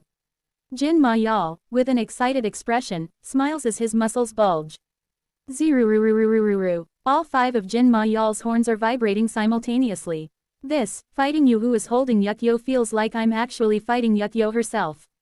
I have no interest in Yukyo with her insect-like skills, but focusing only on her face during battle makes it feel like I'm doing what I wanted with Yukyo. It's very enjoyable. His face is flushed red. Baek Rin burst out with rage. Filthy bastard. Do not look at her with those eyes. Who are you calling filthy? Yukyo is my betrothed, designated by the governing Dragon Palace Lord. On the contrary, isn't it rather you who is the one running away after kidnapping my betrothed? Who abuses their betrothed like that? Stop spouting nonsense. It's the traditional culture of our fighting ghost race. Is there a problem? If Yukyo doesn't want to be mistreated by me, she should also grow stronger, elevate her realm, and have a joyful battle together with me. Don't talk dog shit. Do you think I haven't encountered ghostly creatures of the fighting ghost race in the Nether Ghost realm? The fighting ghost race always takes those of the same realm as betrothed, and consider fighting in the same realm as virtue. What you are doing is simply bullying the weak. Is there a problem with disciplining a thief who stole my belongings? Jin Ma-yeol smiles sinisterly and extends his palm towards Baek Rin and Yukyo.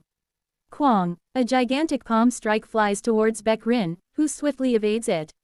The enormous barrel of alcohol behind Baek Rin shatters in an instant, and the alcohol inside flows out, turning the nearby area into a sea of wine. Quaduduk. The sea of wine freezes due to Baek Rin's yin energy and ghostly energy, and ice spikes formed from the alcohol surge up. Without using any spells, Jin Ma-yeol shatters the ice spikes purely with his physical strength and charges at Baek Rin. Come, bone fellow, stop with the nonsense and make me more joyful. Make me happier. Ku. With an excited expression, Jin Ma-yeol gathers energy in the air to create a chain sickle and swings it at Baek Rin. Quagagagak. The land of ice created by Baek Rin is shattered in one blow. Quararararik. Jin Ma-yeol's chain sickle wriggles as if alive, continually chasing Baek Rin. Finally, the chain sickle descends towards Baek Rin. Yukyo tightly closes her eyes, and Baek Rin shouts as he emits ghost fire. White bone shedding shell strategy, first form. Kwang. It looks as if the chain sickle pierces through Baek Rin's body, but Baek Rin splits into hundreds and thousands of afterimages, all fleeing in different directions. Moreover, since all the afterimages are holding Yukyo, it's nearly impossible to tell which one is real. However, Jin Ma-yeol licks his lips and becomes even more excited. Good. Very good. If a bug-like creature can't fight, it should at least have the skills to run away to make it enjoyable to catch. With a highly excited expression, Jin Ma-yeol swells his muscles and wildly swings his chain sickle in all directions. Kuwang. It's as if a storm of chain sickles is raging. After a while, 2/3 of Baek Rin's fleeing afterimages in the hall are annihilated. And the remaining third is being quickly destroyed by Jin Ma Yal's hunting. Stop there, resist more. Ha ha ha, make me happier. The real Baek Rin and Yuk Yo, without looking back at the chilling voice behind them, exit the alcohol storage. Yuk Yo grabs Baek Rin's chest and shakes him. Quote. It's enough now. Leave me and run away. If you're alone, you can surely escape, right? But Baek Rin burns with ghost fire in his eyes and speaks firmly. No, why not? Didn't you become a ghostly creature because you didn't want to die? Jin Ma Yal is an integration stage grand cultivator. If you get him excited, he'll pounce on you in heat even if you're a ghostly creature. But Baek Rin shakes his head with a resolute face. The cult leader commanded me to take care of you. So, I won't run away leaving you behind. What crazy talk. If you die, it's over. Let me go. I'm telling you to abandon me. Yuk Yo tries to push Baek Rin away and escape from his embrace, but Baek Rin holds her tighter and says. Quote. A long time ago, I once left my friends behind and ran away. Baek Rin recalls the events in the Nether Ghost Realm. The betrayal of Wei Shihun and the capture of Yimhua by the Wuji religious order. Now, he himself is devotedly loyal and inspired by the magnificent Wuji religious order, but at that time, it felt like the sky was falling. And, I had to pay a price for that. The event that shattered Baek Rin's heart happened afterward. I liked Yimhua first, but Baek Rin ran away, leaving Yimhua behind. Because of that, Yimhua married Wei Shihun. Thus, Baek Rin had to lose the one he loved to his best friend. That was the price of running away. I will never run away again. Baek Rin, hugging Yuk Yo, exits the alcohol storage and runs towards the food storage. The food storage is actually smaller than the alcohol storage, about the size of a small village at most. However, it's filled with the carcasses of giant demon beasts and all sorts of food, and Baek Rin hides behind the massive bones of a demon beast that's against the wall with Yuk Yo. When Baek Rin forms a hand seal, the bones of the demon beast moves and cleverly conceals them. Do not worry, my white bone shedding shell strategy has even evaded the pursuit of the 6 Extremes Ghost King of our order who prides himself on his lightning speed. He won't find us easily. He speaks while panting, and Yuk Yo, after looking at Baek Rin for a moment, smiles. Quote. Would you like to know a secret of our clan? Suddenly, our clan, in the distant past, had an ancestor from the sea dragon race. That's why we have some sea dragon blood within us. Although we are a hybrid of carp and sea dragon, anyway, my father, being from the carp lineage, succeeded in dragon transformation and became a part of the dragon race. What does that have to do with the current situation? It's important. The black dragon race has the authority to govern all yin aspects of heaven and earth, and as a branch of the black dragon race, the sea dragon race has the authority to govern all seas of heaven and earth.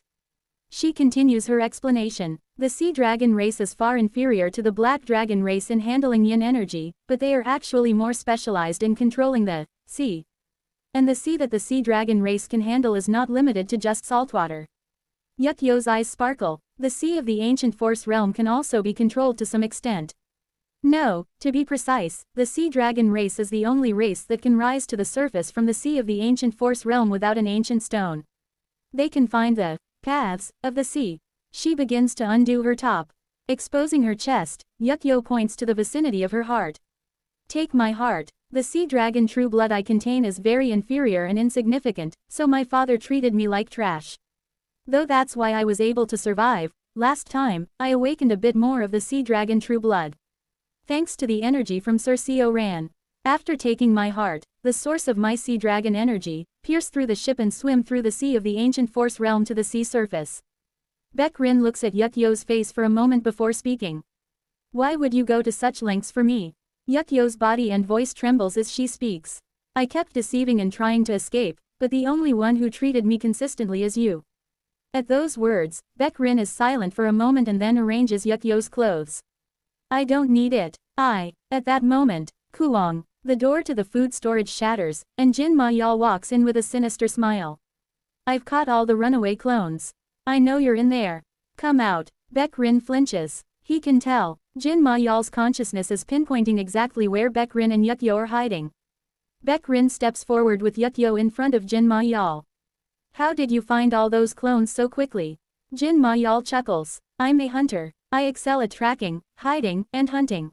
The same goes for the crew members of my pirate gang who learned these skills. In fact, I already knew your location. He points to Yukyo's chest. Has it been just once or twice that deceitful thing tried to escape? I placed a tracking spell on that carp's heart. As long as she doesn't have the courage to rip out her own heart, you were always in my grasp. Yukyo shrinks at his words. Baek Rin glances at Yukyo briefly. Jin Ma-yeol, seeing Yukyo's demeanor, exclaims as if realizing something. Ah, I think I know what scam that scammer tried to pull on you. Did she perhaps tell you something like, if you take my heart, you can escape, or something of the sort? Quote. Baek Rin remains silent, and Yukyo shrinks even more. Jin Ma-yeol laughs out loud as he reads Yukyo's intent. So it's true. Last time, I cast a similar spell on her leg, and she escaped by giving her lower body to one of my subordinates. Since she reached the nascent soul stage, losing a major part like that wouldn't kill her, so it isn't even an issue. Haha, how do you feel? Do you still intend to protect that thing? I'll give you one last chance. Hand over Yukyo and get lost. You seem to have exhausted your energy anyway, so I can't even get excited. I'll let you escape. Yukyo bites her lip hard. However, Baek Rin does not move. Rather, he only lights up the circuits implanted by Kim Yeon, igniting his fighting spirit. Quote. What's this? Didn't I tell you she deceived you? However, Baek Rin only ignites his ghost fire. It doesn't matter. I was never interested, nor did I plan to run away. Ho, you're brimming with momentum. Baek Rin stands his ground, blocking the path to Yukyo, while Yukyo looks at him with a complicated expression. Good, I like people like that too. Come, then, serve me more. Jin Ma-yeol, excited by Baek Rin's refusal to back down, begins to approach them with an excited expression. And then, it happens. Kugugugu. The ship suddenly shakes violently, and the heaven and earth spiritual energy changes. Reading the change in the spiritual energy, Yukyo's eyes brighten, while Jin Ma-yeol frowns. Damn it, Sir Baek Rin, the Salt Bones ship has surfaced. As soon as Yukyo's words are heard, Baek Rin scatters a spell towards the wall, instantly creating a hole. What appears is not the dark, gloomy dimension of the deep sea but a clear seascape. Pot. Baek Rin quickly grabs Yukyo and escapes using the flying escape technique. Jin Ma-yeol, with an enraged expression, chases after the two demon spirits and extends his hand. Kugugugu. Attraction force of an integration stage grand cultivator emits from his hand, pulling Baek Rin and Yukyo towards him. Having exhausted his strength, Baek Rin begins to be dragged towards Jin Ma-yeol. He grits his teeth. Damn, is this how it ends? Yukyo's betrayal doesn't affect him at all. Though it's fine now, he had been betrayed by a closer friend before, and he had his first love taken by that friend as well. Baek Rin exhales as he feels the ghost fire in his eyes dimming. Still, the Conqueror King and the mysterious bizarre Ghost King, those two should be able to escape. With this, my duty is done. And then, Kawong, a beam of light from somewhere explodes on Jin Ma-yeol's arm. Baek Rin, with his mouth agape in disbelief, looks towards the direction where the beam came from. Your Highness, why did you not flee? It's Kim Yeon and Baek Hyunghwa. Pot. The two puppeteers, riding on a puppet with each of their heads emerging from the puppet's head, swiftly rush forward and snatch Baek Rin and Yukyo who are being dragged by Jin Ma-yeol. Don't worry, as good news is on the way. Kim Yeon says with a bright smile as she flies away quickly, and Baek Hyunghwa reassuringly smiles in agreement. Behind them, the furious integration stage grand cultivator, Jin Ma-yeol, begins to pursue them. Korururuk. He swings his chain sickle once and the puppet is sliced in half. But as Baek Hyunghwa manipulates something, the four people inside the puppet are immediately ejected forward. Baek Hyunghwa shouts as she signals to the puppet. General Baek, self-destruct. Kwang. The puppet they ejected from self-destructs, creating a cloud of smoke. But Jin Ma-yeol pushes through the mist and catches up right behind them, swinging his chain sickle. Kim Yeon gathers the heaven and earth spiritual energy, and Baek Rin emits repulsive force. However, Jin Ma-yeol's chain sickle ignores all their defenses and splits Kim Yeon's right arm, Baek Hyunghwa's upper body, and Baek Rin's skull in half. Kugiok. Baek Hyunghwa vomits blood, and Kim Yeon quickly regenerates her arm, shrinking her consciousness domain. The consciousness domain, gathered in the form of a fingernail on Kim Yeon's left arm, momentarily appears to be tinged with a pink hue before launching as a massive slash towards Jin Ma-yeol. Kwang. It's the martial art Kim Yeon occasionally used to shatter the Wuji religious order's training formations, emitting immense power. Jin Ma-yal looks to ignore it and charge forward, but his expression changes drastically for a moment, and he unfolds his domain to defend against Kim Yeon's strike. Taking advantage of that gap, Kim Yeon swiftly uses the flying escape technique while holding the others. Sir Baek-rin, are you alright? Yes, I am a ghostly creature so it doesn't matter. Buk Hyung-hwa, are you okay? But Buk Hyung-hwa does not answer. Kim Yeon can immediately identify the cause. Her nascent soul is injured. Buk Hyung-hwa, wake up, get a grip. Kim Yeon's voice trembles. She quickly uses consciousness threads to seal the wound and support the nascent soul from dispersing, but Buk Hyung-hwa, her breath faint, only looks up at Kim Yeon with blurry eyes. Buk Hyung-hwa, wake up. I won't call you Wawa anymore. So, don't die. Please. Kwang, Jin Ma-yal, who has shaken off Kim Yeon's slash, is chasing after them from behind. I didn't realize it before, but the mysterious bizarre Ghost King is quite the impressive fighter as well. Licking his lips, he follows Kim Yeon with a chain sickle and a grotesque sword in both hands. In an instant, Jin Ma-yal catches up with Kim Yeon and raises his grotesque sword. Now, take this as well. The next moment, Jin Ma-yal is split in half. Kwang, as Kim Yeon looks back, preparing for another strike, she collides with something massive while flying. Tears well up in Kim Yeon's eyes. Eun-yun, Buk Hyung-hwa is, right now. Got it. The Ghost King with 19 heads gestures to the giant centipede behind him. The giant centipede quickly brings a floating magic artifact, lays down Baek-rin, Kim Yeon, and Buk Hyung-hwa, and begins treating them. I look with a cold gaze at Jin Ma-yal, whose split body is reattaching in front of me. He licks his lips with an excited expression. Zirurururururu. His vibrating horns are for some reason quite unpleasant. It's the best. Wuji cult leader, will you entertain me as well? Let's compete. It's a pity you have the form of a ghostly creature, but with a strong opponent like you, it doesn't matter. Let us intertwine our bodies together and dance. Ha ha ha, this excitement I couldn't feel even with that 6 Extremes Ghost King. Hurry, come at me. I stare at him briefly before gathering both hands with curses and blessings. Great Mountain, what? Wait, damn it, you coward. Don't do that, let's clash body to body while we fight. Splitting Emperor, a pure white light envelops heaven and earth. Chapter 377, with everyone one. TSTSTSTSTSTSTs. As the power of the Great Mountain Splitting Emperor technique fades, the nearby sea domain comes back into view. It's a direct hit. The one called Jin Ma-yal is obliterated into nothingness. However, I can't shake off the lingering sense of discomfort. That guy, he escaped. Though his physical body is destroyed, I felt him flying away through the plane of soul to resurrect somewhere else. In hindsight, it's always been like this. The day I first arrived in the ancient force realm. That day, after battling Kim Young-hoon, I used the Great Mountain Splitting Emperor technique, and all the cultivators at the 4-axis and integration stage within its range were annihilated. Even Jin Ma-yal, who was within the range. However, that guy resurrected again. Although he doesn't seem like he would resurrect 7 times like Yuan Li, he is quite the troublesome opponent. Kugugugu. In the distance, I see the Salt Bones ship, from which Kim Yeon and Buk Hyung-hwa had escaped, submerging back into the depths of the sea of the ancient force realm. Zirururururu. A strange sound is coming from the keel of the distant Salt Bones ship. Perhaps it's because the Salt Bones ship has its entire keel made from the rare and precious salt crystals, which is causing it to react to the Great Mountain Splitting Emperor technique.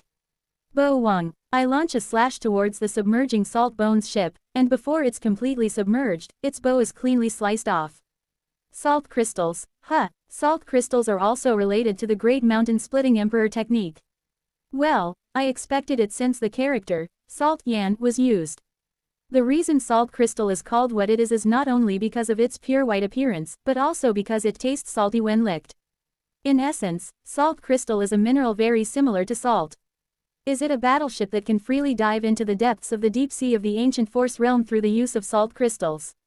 No wonder the Fighting Demon Pirate Gang is such a notorious group. After briefly watching the spot where the Fighting Demon Pirate Gang disappears, I turn my gaze to Kim Yeon and Buk Hyung-hwa. How are their conditions? Hong Fan, now in human form, is stroking his beard with a gentle expression. Fortunately, they've overcome the critical juncture. Especially since the Conqueror King's nascent Soul was held together by the consciousness of the mysterious bizarre Ghost King. Even though her nascent soul was injured, there's no major issue. I approach Buk Hyung-hwa and Kim Yeon. Kim Yeon, as expected, seems quite exhausted. As the tension eased, she fell asleep while holding Buk Hyung-hwa tightly, tears streaming down his face. Haha, Lady Kim Yeon won't let go of the Conqueror King. Hong Fan laughs heartily, pointing at the two of them. I return to human form, smiling at the sight of the two. Let's go back. Thus, the incident involving the kidnapping of the followers by the pirate gang comes to an end. I wish it could have really ended there. After sending the remaining followers to the Wuji religious order in the Black Domain, I look up at the sky with a cold gaze. I can read the celestial energy. Yes, the ancient force realm is a world where there is no sky, making it impossible to read celestial energy. But for some reason, I can now see the celestial energy. Celestial energy is actually the flow of attraction force emitted by stars. And I can feel the flow of attraction force from the sky directed towards me. Is it a calamity, Zai? It isn't normal celestial energy. Normal celestial energy should allow one to read the future. However, this celestial energy only allows me to feel a single pull of attraction. It's the celestial energy of misfortune. And it's very strange and suspicious that suddenly, in a world where celestial energy can't be seen, I can see just this one. Having navigated through numerous misfortunes and disasters, I can tell. Someone has bestowed this. This celestial energy is clearly artificial. Upon reaching the 4-axis stage, one can see a wider variety of celestial energy in different types, natures, and ranges. And definitely, among the celestial energy I saw in the night of the Nether Ghost realm, there was no such misfortune. In short, I can only conclude that this misfortune was bestowed upon me after I came to the ancient force realm. Thinking back, it was indeed strange.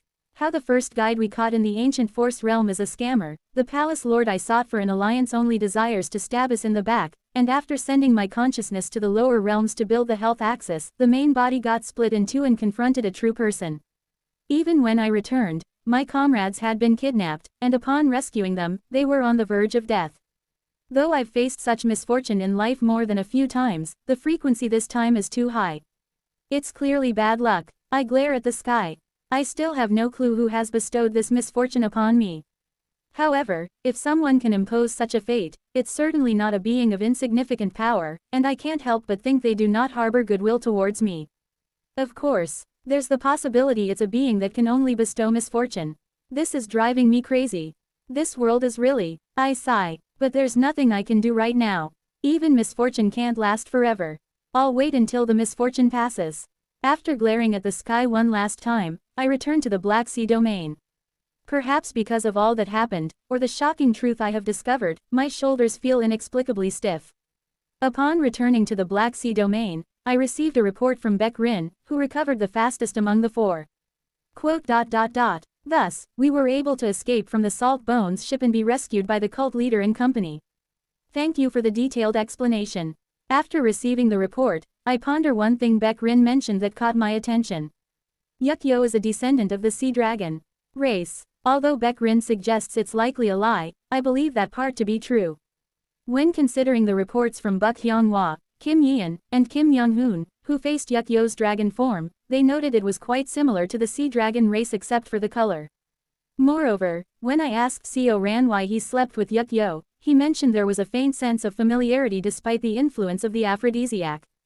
Putting it all together, while it's true that Yukyo deceived Baek Rin, the part about being of sea dragon lineage is likely true. Cooing. After briefly expanding the space underground in the Wuji religious hall, I take out the statue of the sea dragon race that I have brought from the deep sea. It appeared dark in the deep sea, but when taken out in the dark basement, it shines quite brightly. Well, it's made of ancient stone after all. I spent some time investigating the sea dragon statue by infusing it with spiritual energy and consciousness. Even when I infused it with the energy of an immortal beast, the statue of the sea dragon showed no reaction. It's purely a statue carved from ancient stone. After observing the statue for a while, I call Seo Ran and Song Jin. Not long after, they come down to the basement, and I show them the statue. This is the sea dragon statue I found when rescuing Buk Hyung-hwa and Kim Yeon. Have you ever seen something similar before? Seo Ran stares at the statue intently for a moment before exclaiming. Ah, I've seen it before. You have. Yes. While reading the history books of the Sea Dragon race in the Sea Dragon Palace, there was an illustration exactly like this. The Sea Dragon race, or rather most of the dragon races including the Sea Dragon race, are descendants of the entering Nirvana true dragon whose remains are left in the bright cold realm. According to the history books, one of the true dragon's bloodlines mixed with the black dragon's bloodline, leading to the birth of the black dragon race. Some members of this race crossed into the ancient force realm and mutated into the Sea Dragon race, marking the beginning. After that, the Sea Dragon race born in the ancient force realm descended and spread its lineage in numerous lower realms for some reason. Quote. I think I understand the meaning of lofty dragon, ancient force, beneath myriad realms. It means that the seed of the Sea Dragon, born from lofty dragon true person, blossomed in the ancient force realm and scattered into the countless lower realms. However, there is something strange. But why is there blood Wyan before lofty dragon? No matter how much I think about it, blood Wyan doesn't seem to have any relation to the dragon race. At that moment, Seo Ran speaks with an excited expression. This is truly a historical treasure of immense value to the Sea Dragon race. To think I'd see a treasure mentioned in the history books in real life. What is it that makes you so excited? This is the Jade Seal, Imperial Seal, of the first Sea Dragon King, Ya-Eum Purple Yin. Even the Jade Seals currently scattered throughout the world, in other words, even the one grandfather Seo Weol holds as a symbol of the Sea Dragon King's authority in the head realm, are just replicas of this purple soul Jade Seal, Zihun Yushi. How incredible! With an incredibly excited expression, Seo Ran clings to the Sea Dragon statue called Purple Soul Jade Seal as if he would lick it. Watching him, I suddenly have a question and ask. So, the first Sea Dragon King doesn't have the Rui Seo, lit. Auspicious surname? Ah, yes. The first Sea Dragon King used the surname Ya, Z Purple. However, since all of his descendants, the Sea Dragon race, carry his blood, it doesn't matter much. The royal authority of the Sea Dragon race is determined by whether or not they inherit the Sea Authority Jade Seal, the imitation of the Purple Soul Jade Seal. I'm startled by those words and look alternately at Seo Ran and the Purple Soul Jade Seal. Then, since you have obtained the first Sea Dragon King's Jade Seal. Ah, that's not the case. Seo Ran shakes his head with a bitter smile. Regrettably, the only way to be recognized as the owner of the Jade Seal and gain kingship is to inherit it directly from the previous owner. Only the person recognized by the Jade Seal can know the secret history and purpose of the Sea Dragon race hidden within the seal. As I wasn't recognized by the previous owner, the Purple Soul Jade Seal is just a treasure of historical value for me. Is that so? That's regrettable. Song Jin and I sigh almost simultaneously. If Seo Ran became the Sea Dragon King, it might have influenced the Sea Dragon race that is currently being consumed by Seo Weol's tainted soul filling the heavens. Perhaps, we might have also understood why Seo Weol continues to take on the form of a sea dragon. May I study it a bit more? Do as you wish. And regarding Yukyo, I convey the information I received from Baek Rin to Seo Ran. You mean Yukyo might also be a descendant of the Sea Dragon race? That's right. So when Yukyo wakes up, ask her whatever you need to. Understood. Wait, Seo Ran. At that moment, Song Jin asks Seo Ran with a puzzled expression. Isn't that carp called Yukyo a scammer? Didn't the cult leader say Baek Rin told him that the carp scammed until the end? Can you really get a proper answer from that fish? Ah, it's fine. I can interrogate her with Shiho. Because that carp is afraid of Shiho. There's the 2N. Song Jin looks a bit surprised at Seo Ran's next words. Shiho is also a martial artist of 5 energies converging to the origin. By looking at intent, she can discern lies, so there will be no lies. That fox. Since when? I burst into laughter at Song Jin's reaction. What? Seo Ran knew, but you didn't. Ah, I apologize for not knowing. Shiho, interestingly enough, got hit by Kim Young-hoon so many times that she somehow learned martial arts and reached 5 energies converging to the origin.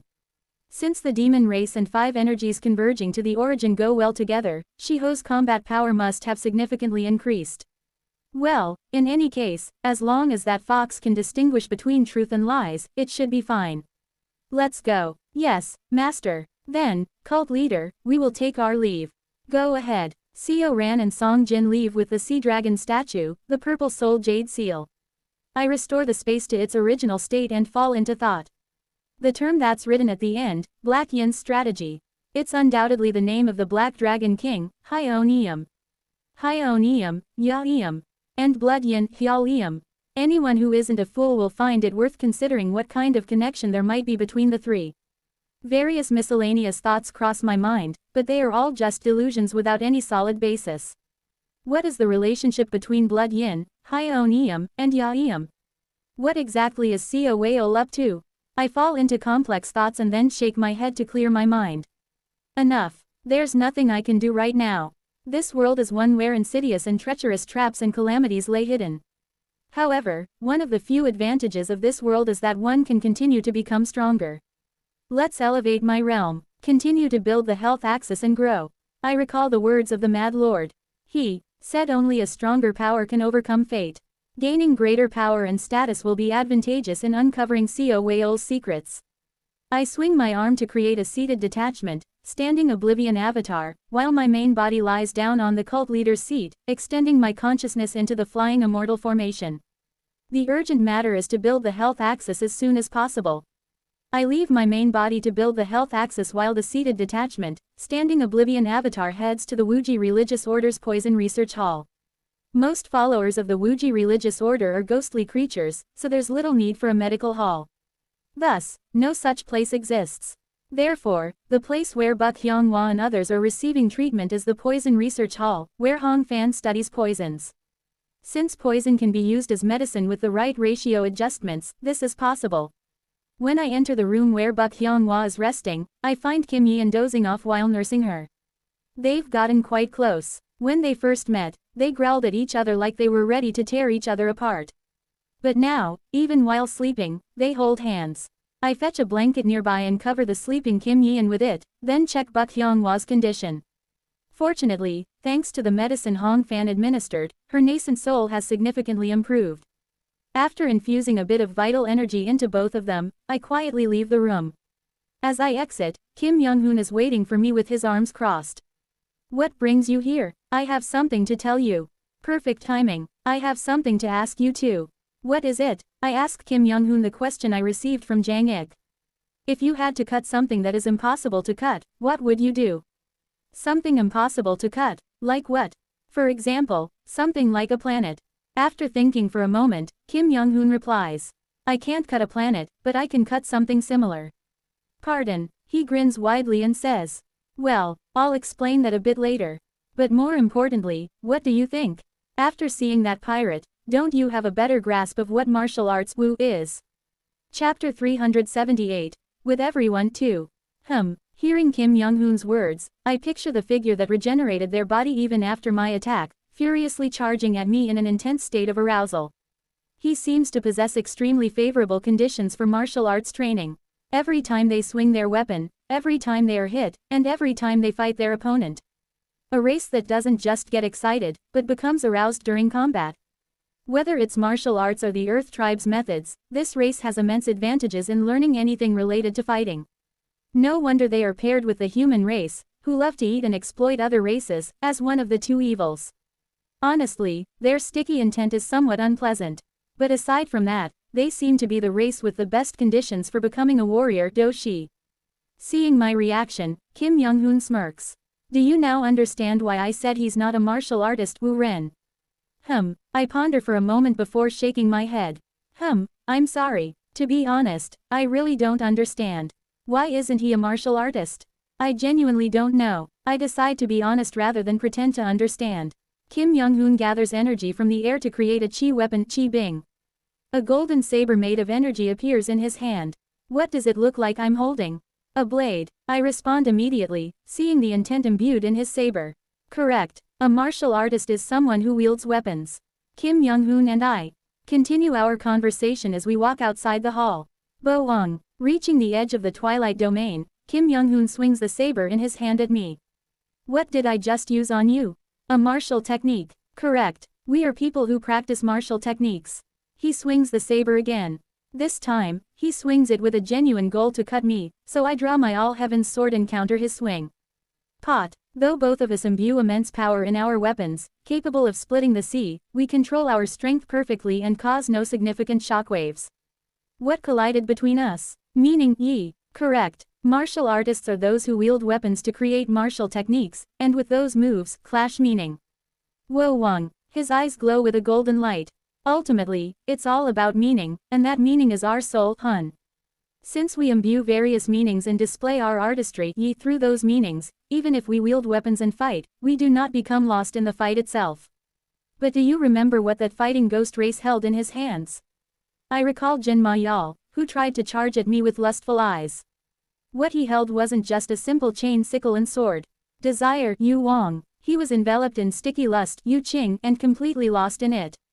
Quote. I see. I finally understand what Kim Young-hoon is trying to convey. Are you trying to convey that martial arts Wu is about what you imbue into your weapon? Something like that. It reminds me of an incident from before.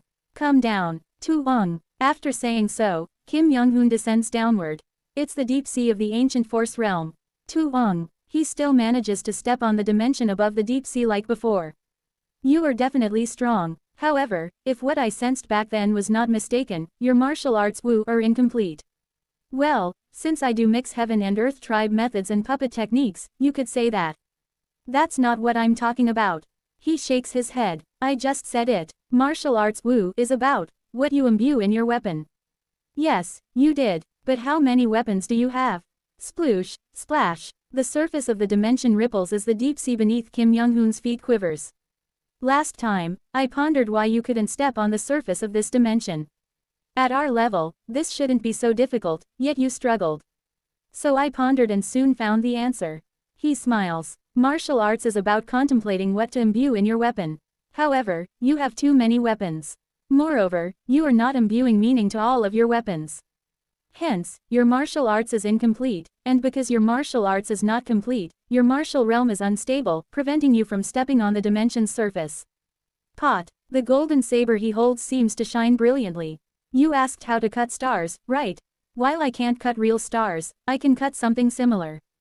Chuaik. As he swings the saber, the sea appears to ripple and split, revealing countless fragments of worlds beneath the dimensional sea. Among them are fragments of worlds glimmering with starlight. Kim Young-hoon swings his saber towards one of those fragments. He spins once in the air. His saber traces a circle. The next moment, the starlight is cleaved. Following the trajectory of the circle he drew, the light in this sea domain splits. Rip. Split sky Fentian. An illusion of the sky splitting in two appears throughout the entire sea domain. Kim Young-hoon wipes his sweat and laughs heartily. I know you have many weapons. And you properly imbue meaning into at least 3 or 4 of them. But you don't imbue meaning into the other miscellaneous ones. So, either discard all the miscellaneous ones, or if you don't want to discard them, make all of them truly yours. If you do that, I feel like I am catching a clue on how to solve Jang Ike's task through Kim Young-hoon. You'll be able to sufficiently cut starlight. Chua. The split sky returns to normal. A divine skill, Xianji, where he didn't cut the space itself, but merely the light within it. I bow my head to Kim Young-hoon in gratitude. Thank you for your guidance. I have found the path I need to take. As expected, after bowing to Kim Young-hoon, I draw the padao in my heart essence. The greenish padao is held in my hands. I have the confidence to shatter an entire sea domain with the single swing of this padao. No, not merely a sea domain. As Jang Ik said, I could even split a star. However, I don't use the padao for such things. Instead, I swing the padao towards Kim Young-hoon's heart essence. Kwang. Jang Ike's padao plunges into Kim Young-hoon's heart essence. It seems to embed itself into the head of the Pung bird, and then disappears into the Pung's body. He blinks and asks, "What's this? It doesn't seem to be your heart essence. Try infusing your heart essence into the padao and communicate with it. You'll meet an interesting person. Jang Ike's disciple should be Kim Young-hoon. Thank you for the advice. I'll be on my way now." After delivering Jang Ike's single strike to Kim Young-hoon and giving him a clue to communicate with Jang Ik, I return. It's a brief moment, but what I gained from Kim Young-hoon is immense. Yes, he's right, I have learned too much in my current state. Then, can I assign meaning to all those things and use them properly? No, I thought I had unified heaven and earth tribe methods and martial arts while creating the sword formation with Hong Su Ryong. But in hindsight, it wasn't unification, it was merely creating another weapon. I wield the all-heaven sword and start performing the severing mountain swordsmanship from beginning to end in a simplified manner. From the first move, transcending peaks, to the 30th move, deep mountain, emerging Tao. It's time to create the 31st move. I head to the Wuji Religious Hall's training grounds and begin organizing everything I have learned so far. Starting from 5 surpassing paths to cultivation, to the methods of the Cheongman clan, Thousand Lustrous Forest Sea, Mad Lord Circuits, Mysterious Bazaar GU, Silica Earth Great Wall Practice, Yin Soul Ghost Incantation, White Orchid Blessing Incantation, Azure Spirit Starlight Quintessence Great Method, Extinguishing Divine Tribulating Heavens Technique and Lightning Path Methods, Canvas of Myriad Forms and Connections, 6 Extremes Yin Thunder Body, and Great Desert to Dead Sea. I've learned quite a lot. I even created many things myself. Including the Black Blade maturing secrets I made recently, there are quite a few things I created and used personally. I recall countless method formulas and reflect on Kim Young-hoon's words. I have many weapons, but I don't imbue meaning into all of them. Then, what should I do? How can I imbue meaning into my weapons? There's only one way. I unfold the Severing Mountain Swordsmanship. And in accordance with the moves of Severing Mountain Swordsmanship, I begin to compare the method formula of numerous cultivation methods. I will meld all my methods into one. And I will unify cultivation methods and martial arts techniques. It isn't just about melding heaven, earth, and heart as in the latter part of Severing Mountain Swordsmanship. It will be a process of integrating everything I have learned so far into one. Let's begin. 2. Cut down a star. And to move forward, no matter how many years it takes, even if I have to undergo hellish training, I must achieve it. And with that, 10 years pass. It's not easy. I have successfully integrated Yin Soul Ghost Incantation, White Orchid Blessing Incantation, Black Blood Tears Flower, 6 Extremes Yin Thunder Body, and Great Desert to Dead Sea into my sword. But swordsmanship consists of martial techniques. Even if such cultivation methods are all incorporated into a single movement, a sequence of movements coming together forms a martial technique. And in the linkage and connection of all those martial techniques, I must incorporate the cultivation methods into each and every one of the changes that are created. It's so far away. Honestly, I started this recklessly and I have no idea when it will end. But I continue with the process. 20 years have passed. The misfortune I felt last time is neither just my intuition nor a delusion. I still feel it from the heavens above. Even though I consulted with others like Yi and Wei and Song Jin, it seems they can't see the celestial energy that I can see. Yi and Wei insisted that I must be possessed by an evil spirit and tried to perform an exorcism ritual on me by burning me at the stake, so I had to hang her upside down to bring her to her senses. However, this isn't just my misunderstanding. Misfortunes are coming and persisting without end. There are frequent attacks from other sea domains, often resulting in kidnappings of followers. We always manage to rescue them, and those who are kidnapped once are careful enough to avoid such incidents again, but it still leaves me feeling uneasy. Recently, a nascent soul stage demon beast and half-human, half-fish hybrid, named Wei Yun, has been committing arson and attacking followers across various branches of the Wuji religious order. Though I want to capture and interrogate her, every time I try, she would hide somewhere, making it extremely frustrating. As I perform my duties as the Wuji cult leader, I continue to build the health axis and focus on melding my cultivation methods and martial arts into one. 30 years pass. Quaduk. During training, a heart demon appeared. I succeeded in melding all my cultivation methods into a single martial technique. But the problem is after that. I have to integrate and apply all these cultivation methods into the countless changes of the Severing Mountain Swordsmanship. It's so far away. My talent is so severely lacking. Waduk. Chi deviation and heart demons come to find me, and I am in the process of devouring the heart demon before me. I can do it, I can. With my eyes rolled back, I gulp down the heart demon while shouting. I must do it. I have long grown tired of sitting down and crying about my lack of talent and despair. I am nearly 4,000 years old now. At this age, I can't just sit down and cry like a child using talent as an excuse. I will do it. No, I must do it. Talent is just an excuse. If I lack talent, I will just grind my body down and challenge it until I succeed. It's something I've experienced multiple times before. So, I will do it. Without sitting down, I stand up, wield my sword, and continue melting my cultivation methods. 40 years have passed. It seems that once I immerse myself in training, my characteristic is to fall into madness. At some point, I started accelerating my mind and training as I did a long time ago. When I finally come to my senses, I can't tell how much time has passed. What's clear is that while melding all my cultivation methods into the Severing Mountain swordsmanship, I felt like I didn't have enough time. How many times have I repeated this insanity? I am confident that I have melded all my cultivation methods into the initial moves of Severing Mountain swordsmanship, from the 1st to 12th. Now, only the middle and late sections remain. Let's go, let's go. I continue integrating cultivation methods while hunting deep-sea monsters. 50 years pass. How many times have I gone mad while fighting deep-sea monsters and building the health axis? Finally, I succeeded in integrating all my cultivation methods into all 30 moves of Severing Mountain swordsmanship. Now, the only task left is to meld my cultivation methods into the hundreds of thousands of changes and connections of Severing Mountain swordsmanship. Kahahaha, quadudududuke. I tear off the face of a heart demon that is lingering and bothering me, and at the same time smash in the head of a deep-sea monster to extract an ancient stone. Surprisingly, this deep-sea monster must have been quite strong, as there is a huge ancient stone embedded in its head, and at the center of the stone is a rare supervisory jade. Humming, I extract the supervisory jade and see my face reflected on it. Why is it? I feel that my appearance resembles Jin Ma Yal, who charged at me like crazy. Then, does that mean I am not a martial artist? Is what I am doing not martial arts? I think of asking Kim Young-hoon if I am a martial artist or not, but then I remember that Kim Young-hoon hasn't been seen recently. He's probably in a secluded place communicating with Jang Ik. With his talent, how would Jang Ik react? What enlightenment would he gain from Jang Ik? Could he surpass the barrier, enter seated detachment, standing oblivion, and show me hope for the next realm? While thinking such thoughts, I feel pathetic about myself. It's disdain for myself, thinking that Kim Young-hoon would go to the next realm first and then tell me about it. And with that disdain, I realize that I am still a martial artist. The very desire for the next realm, the very yearning for a higher level of martial arts, makes me realize I am different from Jin Ma Yal.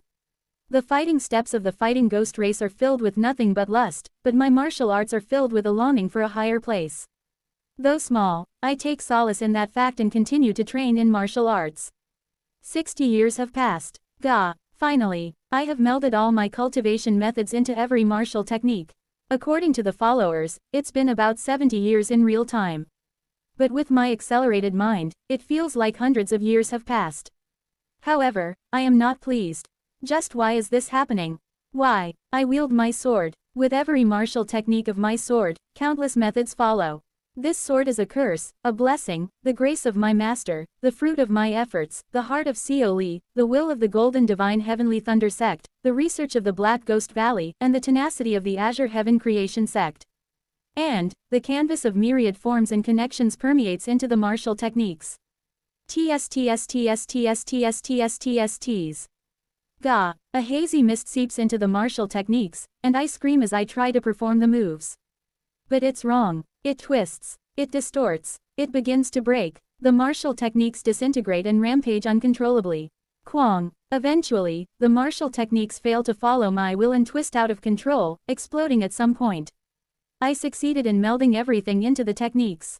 But as soon as the canvas of myriad forms and connections is imbued, the martial techniques go berserk.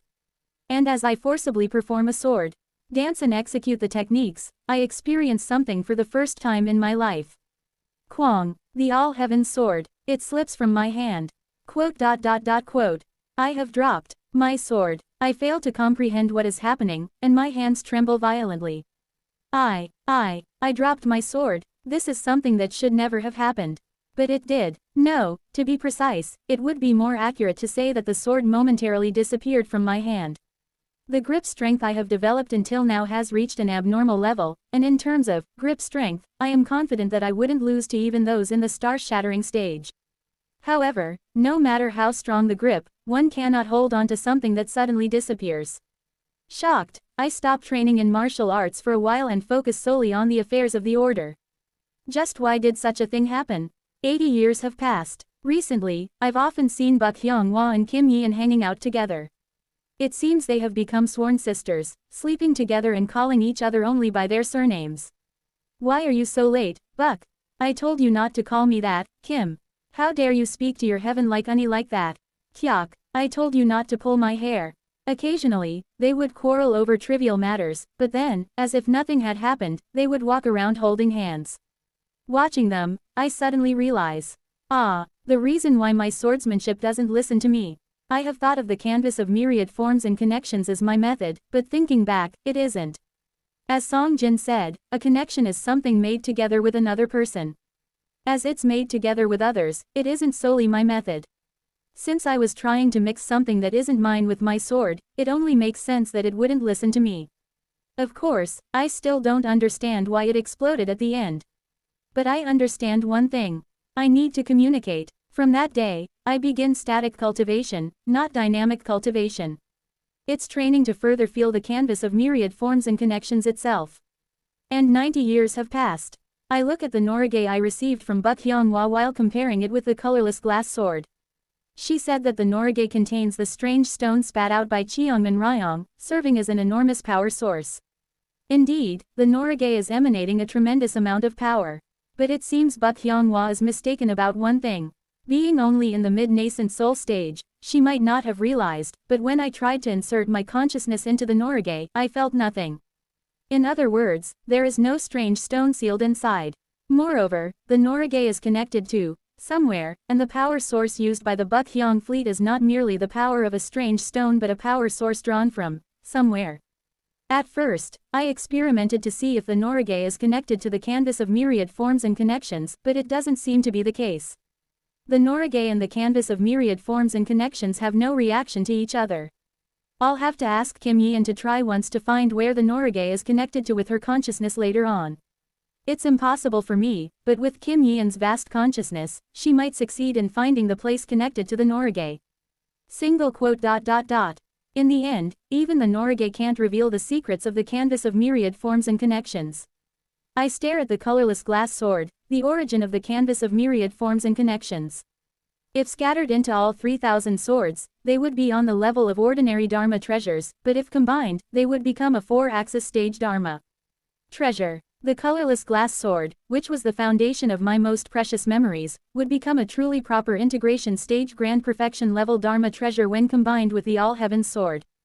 The colorless glass sword, the foundation of my most cherished memories, would become a Dharma treasure of the grand perfection integration level when combined with the All Heavens sword.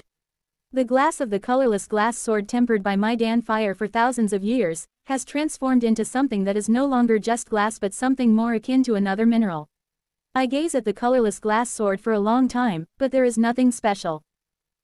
Even now, I haven't conquered the canvas of myriad forms and connections. Even now, I haven't fully understood the canvas of myriad forms and connections.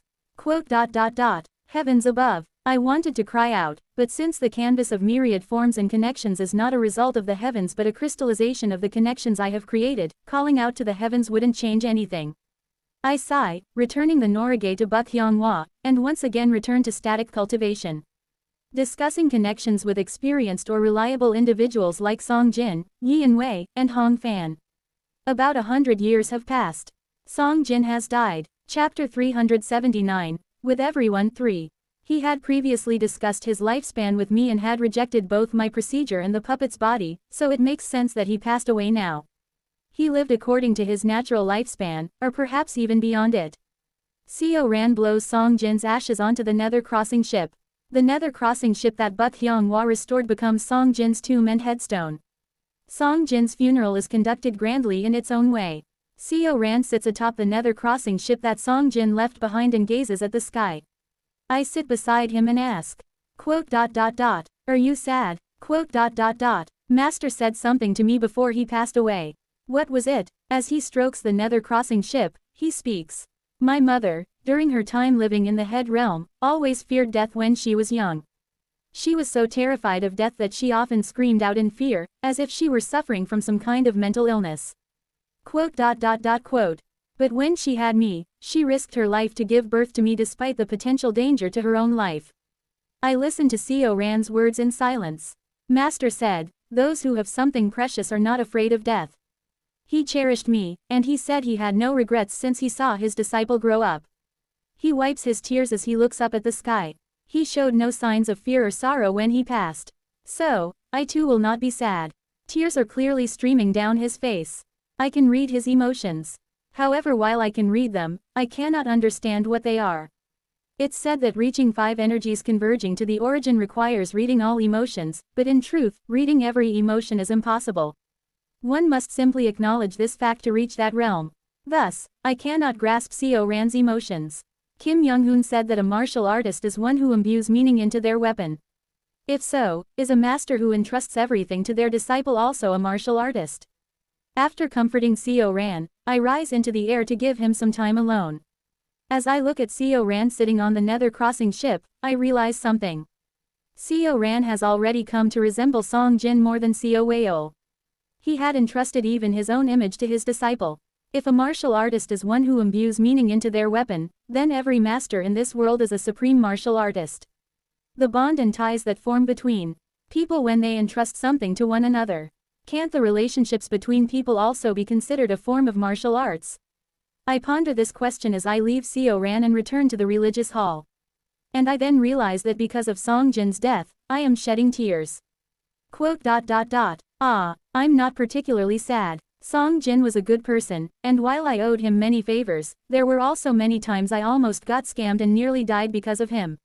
I did learn some methods from him, but he never felt like a master to me like Cheongmin Ryong did. I'm not sad. Yet, like Seo Ran, I am shedding tears. And through those tears, I finally understand why my canvas of myriad forms and connections is rampaging. Imbuing meaning into a weapon is martial arts. And the exchange of meanings between people is a connection. And sometimes, when there are disruptions in those connections, emotions can become uncontrollable. Because for the deceased, you can't return anything. When you have received much from the deceased, those many things overflow as emotions. The same is true for my canvas of myriad forms and connections. I have received too much from those of my past lives. However, there are many things I can no longer return. I succeeded in imbuing meaning into my weapon. However, it was an overflow of meaning. Having received too many favors, my sword is running wild and exploding. I do not hold the frenzied sword but quietly mourn for Song Jin. Even if I hadn't received much from him, even if my connection with him wasn't deep, he was undoubtedly one of my connections. And so, several decades pass once more. Kugugugugu. A heavenly tribulation sweeps through the twilight domain. Kwagggg. Seo Ran is breaking through to the next realm. After enduring some time under the heavenly tribulation, Seo Ran finally showcases his cultivation at the mid-heavenly being stage. Congratulations, Seo Ran. I smile as I look upon Seo Ran, who is now perfectly transformed into a human form, with none of the characteristics of the demon race. Following my praise, others also shower Seo Ran with congratulations. In the spiritual energy-rich ancient force realm, Seo Ran acquired a seed of madness after Song Jin's death. Eventually, Seo Ran used that seed to rise very quickly to the mid-heavenly being stage. However, Seo Ran doesn't seem particularly happy about his breakthrough. I'm not that great. The truly amazing one is Shiho. No sooner after Seo Ran finishes speaking does an enormous heavenly tribulation strike from afar. Under the shadow of that heavenly tribulation, we see Shiho howling. Shiho, having recently consumed a tremendous spiritual fruit from the ancient force realm's deep sea, saw his cultivation soar and is now reaching the 4-axis stage. How long does thunder and lightning rage in the sky? When we fly to his location after some time, we see Shiho barely getting up, coughing blood. Hong Fan, standing nearby, says while smiling. He almost died enduring the lightning tribulation, but Sir Shiho successfully reached the 4-axis stage. When Shiho sees us, he runs crying to Seo Ran. Awa, Seo Ran, I almost died. Seo Ran looks like he is about to lose his mind, but whether he has given up or accepted it, he no longer exudes the disgusted intent he used to. I laugh heartily and congratulate the two who have safely overcome their heavenly tribulations. Both of you have successfully passed your heavenly tribulations. It's a great blessing for our Wuji religious order. Thank you, cult leader. And, cult leader, may you also safely overcome the lightning tribulation. Alright, I turn my head to look. Behind me, at the center of the Wuji religious order. On the roof of the Wuji religious hall. There, my true body is preparing to face the heavenly tribulation. Now then, shall I take on the heavenly tribulation? After about 120 years, I have finally completed the health axis. Unlike before, I built it very quickly by receiving lifespans in 100 and 200 year increments from the lower realm beings instead of the previous 10 years. Now then, I shall complete my axis. Pot. I reabsorb my seated detachment, standing oblivion avatar back into my main body. Wo Wang, I draw the dragon vein of Black Island through the twilight domain. An overwhelming strength surges around me. After surrounding myself with 12 flames created from the ancient force realm's energy, I close my eyes. I offer a ritual to the ancient force realm. O great realm of ancient force. I tear apart 10,000 years of my lifespan. Kugugugek, and I convert that 10,000 years of lifespan entirely into the health axis. Pot. Then, I return the lifespan accumulated over the past 120 years back through the ancient force realm. Wo Wang, with the health axis properly built, I feel the emptiness Kong of the 6 extremes as the shadows beneath my feet ripple and dance. With this, they are longevity, wealth, and health. I have built 3 axes, and my sense of the 6 extremes has become clearer than ever before. Previously, the 6 extremes had been mere shadows at my feet, but now they have risen around me, circling like eerie ghosts. What used to be the 6 extremes yin thunder body that spewed black lightning now no longer emits lightning. They merely hover around me ominously, as if hungry and starving. However, I pay them no mind and embrace the axes of longevity, wealth, and health into my bosom. Thus, I enter the late 4-axis stage. Kurring, kurururung, blue and gold lightning stir in the sky. Though there is no sky, that bothersome heavenly tribulation still occurs even in the ancient force realm. A terrifyingly powerful heavenly tribulation descends upon me. But when I move my hand, the black clouds releasing the heavenly tribulation tears apart with a massive hole, and the tribulation disperses. The countless ghostly creatures of the Wuji religious order witnesses this and cry out in jubilation. Kia, Dia, a heavenly tribulation at the 4-axis stage is no longer that frightening. Honestly, heavenly tribulations have long become akin to celebratory fireworks marking my advancement in cultivation. However, from the integration stage, heavenly tribulations become somewhat more challenging to deal with, and starting from the star-shattering stage, the severity of heavenly tribulations escalates to a level where it practically commands you to perish. Thus, the fear of heavenly tribulation should never be fully discarded. Wing, I close my eyes and float the 3 axes around me. The 6 extremes axis has only taken shape and lacks any attraction force or spiritual force, making it essentially non-existent. It seems the 6 extremes axis can only be completed when the 5 blessings axes are completed. Just as how the shadow darkens the brighter the light. The 3 axes draw a face. TLN, faces in mathematical terms. In any case, it is now possible to unfold the 4-axis canopy. I extend my hand over the face. Wo Wang, given that the 4-axis method I practice is the Great Desert to Dead Sea, my 4-axis canopy is somewhat predetermined. Chua, the image of an endless ashen gray desert appears over the face. This desert, devoid of both sky and land, only filled with an ashen exterior, looks like the outskirts of the netherworld. This is the appearance inside my 4-axis canopy. But I can put in at least 1 or 2 things that I want. Wo Wang, I float the canvas of myriad forms and connections over the desolate desert. Countless connections from the canvas of myriad forms and connections rise to the sky, coloring the world. The connections emit light. The light they emit, resembling aurora borealis, illuminates the desert. Of course, to others, it will merely appear as a dull desert covered with hazy clouds, becoming even gloomier, but that doesn't matter to me. In any case, the interior of this 4-axis canopy is now my world. Wo Wang, I unfold the 4-axis canopy. The land of the endless desert covers the surroundings. Typically, a 4-axis stage could not cover even a tenth of the twilight domain with their 4-axis canopy, but perhaps it's thanks to vast cold's heavenly circle and the 6 extremes axis. Or maybe due to the presence of the 3 great ultimates. Akin to a cultivator at the integration stage, I managed to cover the entire twilight domain with my 4-axis canopy. Everyone listen. Today, this seat has an important announcement to make. All the ghostly creatures of the religious order listen attentively at my words. Why, of all days, did those who could endure heavenly tribulation and advance in cultivation do so today? This seat has someone I wish to save. And there are secrets I wish to uncover. Moreover, the cultivation method this seat has practiced is also related to those secrets. Furthermore, this seat discovered some information over a century ago and learned that a certain hidden cave will open soon. Only the power of a certain artifact within that hidden cave can help the one this seat wishes to save. Additionally, the secrets this seat seeks to uncover and this seat's method can also be assisted by the power of that artifact. Therefore, this seat plans to head towards that hidden cave. However, within that hidden cave, one's cultivation falls to the level of a mere beast that has not undergone spiritual enlightenment or a miscellaneous ghost. Thus, this seat seeks your assistance in that cave. Assist this seat and save those who follow into the cave. This matter is not so much related to our order but is a personal affair of this seat, so it is not a command. Those who wish to come may come, and those who do not wish to come may stay. This seat, no, I, not as the cult leader, but as a fellow follower of the Wuji religious order, ask you. Will you help me? In 3 days, according to Yuk Rin, Penglai Island will open.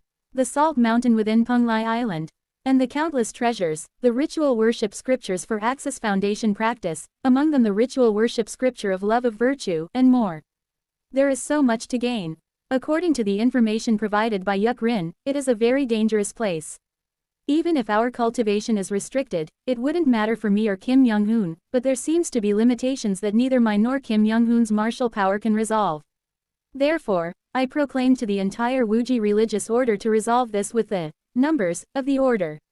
And shortly after my proclamation, the ghostly creatures and the demon race who have joined the Wuji religious order in the ancient force realm cheer in unison. We believe, O cult leader, of course, we shall follow. We believe that we will be shown another miracle. You have never forced us, but even if it were a demand, not a request, we would comply. They all cheer in unison, declaring they will follow me. I smile as I look upon them. Thank you. As long as they are here, this life must be different from any previous ones. I will definitely save Cheongman Ryong, uncover the secrets of the great mountain-splitting emperor technique, and prepare to leap to the next realm. Definitely. After my declaration, countless newly joined demon race followers from other branches of the Wuji religious order pour in, declaring their intent to join this Penglai Island expedition. And 3 days later, is it here? Yes. We, led by Yuk Rin, arrive at a small sea domain. This sea domain, without a proper palace lord and ruled by a 4-axis island lord, is called Cherry Blossom Dragon Sea Domain. It will be revealed at night. Today is a special day. Kugugugugugu. Before long, night falls, and the sky is filled with yin energy. The ring of light that marks daytime in each sea domain fades, and darkness envelops the vicinity. Usually, that ring of light would emit moonlight, but it does not shine today for some reason. Yuk Rin speaks. Today is the day when Sacred Master He Lin stops supplying light to all the sea domains once every few centuries. It's a day when only darkness remains. Since the Sacred Master binds the dimensional canopy of the ancient force realm and forbids Jin light itself, no sea domain will be illuminated. Kugugugugu. Of course, no one here has any problem being without light, so each extends their consciousness domains to perceive their surroundings. And then, we see the deep sea ahead suddenly starting to split. The island that only appears on the day when light does not shine. That is Penglai Island. I lead the twilight domain toward the splitting deep sea. Just like the storage scroll of lofty dragon true person, it seems hidden caves only reveal their entrances on days when light does not shine.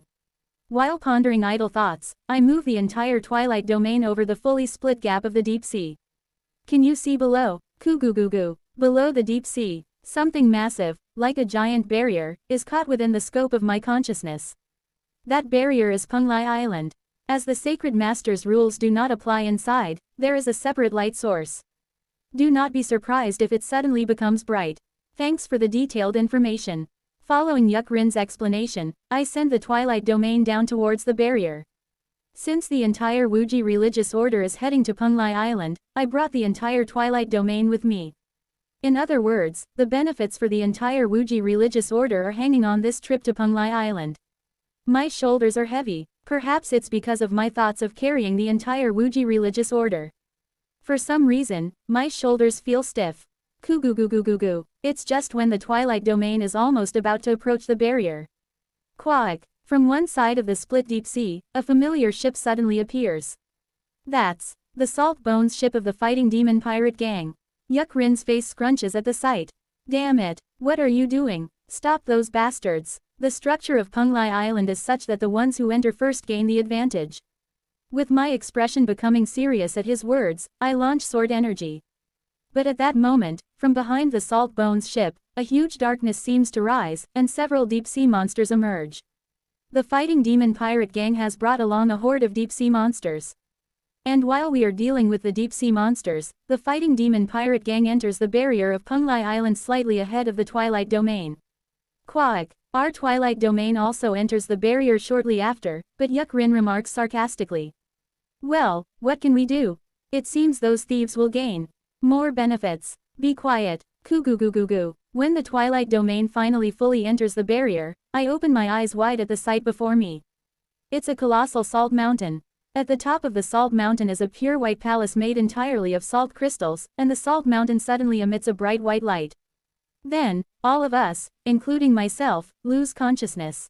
Blink. I open my eyes. Quote. Where is this? Chapter 380. With everyone 4. My head is foggy. The sunlight is clear. And then, a flood of confusing information rushes into my mind. Age 30. Hobbies are drinking, womanizing, gambling, and singing and dancing. Occupation is a charcoal seller. Single. My head aches as if it's splitting apart. It seems like I had a dream. I am Seo Eun-yun, a charcoal seller. But it feels like I had a strange dream while I was asleep. I lived for thousands of years. Flinch. I grab my head and shout out loud. I am me. These are memories that I can never forget. How could I forget who I am? I am not Seo Eun-yun, the charcoal seller. I am Seo Eun-yun, from the soap company. I am Seo Eun-yun. I grab my head and get up from my seat. I haven't forgotten. Just moments ago, I was looking at the slopes of the Salt Mountain outside of Penglai Island, and I had fainted after being hit by the light emitted from Salt Mountain. Yuk-Rin said if you enter Penglai Island, you will be trapped in an illusion formation and become a character within the formation. And this formation changes every time to fit us. At least this is certain. When Yuk-Rin said this, he wasn't lying, and it's a fact we had learned through continuous interrogation for over 100 years. As I clutch my throbbing head and stand up, trying to make sense of the situation. Whispering, whispering, whispering. I hear murmuring sounds from around me. When I come to my senses and look around, I find myself on a small platform in front of a thatched roof house Choga house.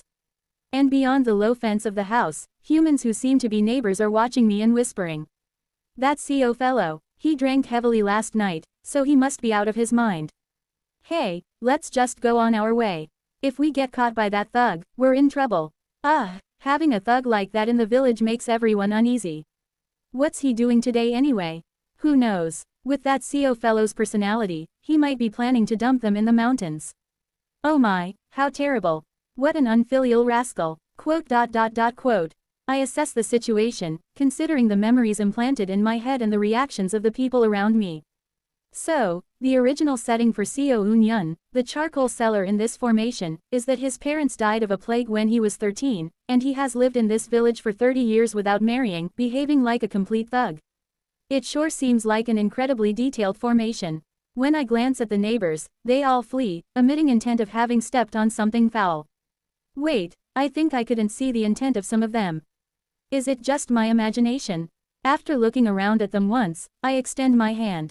I try to pull the hill behind Seo Eun-yun's house with attraction force. But the attraction force does not work. I try to draw upon other methods like the Thousand Lustrous Forest Sea and the Great Desert to Dead Sea, and even the Silica Earth Great Wall practice, but I feel nothing. I pull out a strand of straw used for making the fence and swing it over the platform. Bo-ong, I have trained in the sword for thousands of years. Even without imbuing any energy, just swinging the straw leaves a mark on the platform. After looking at the mark for a moment, I swing the straw at my arm. Sirring, my arm is cut, and drops of blood start to seep out. The muscle strength and toughness of my physical body built with the Azure Spirit Starlight Quintessence Great Method have all returned to an ordinary level. I try to focus my consciousness on my dantian only to realize that even my consciousness has reverted to my mortal days.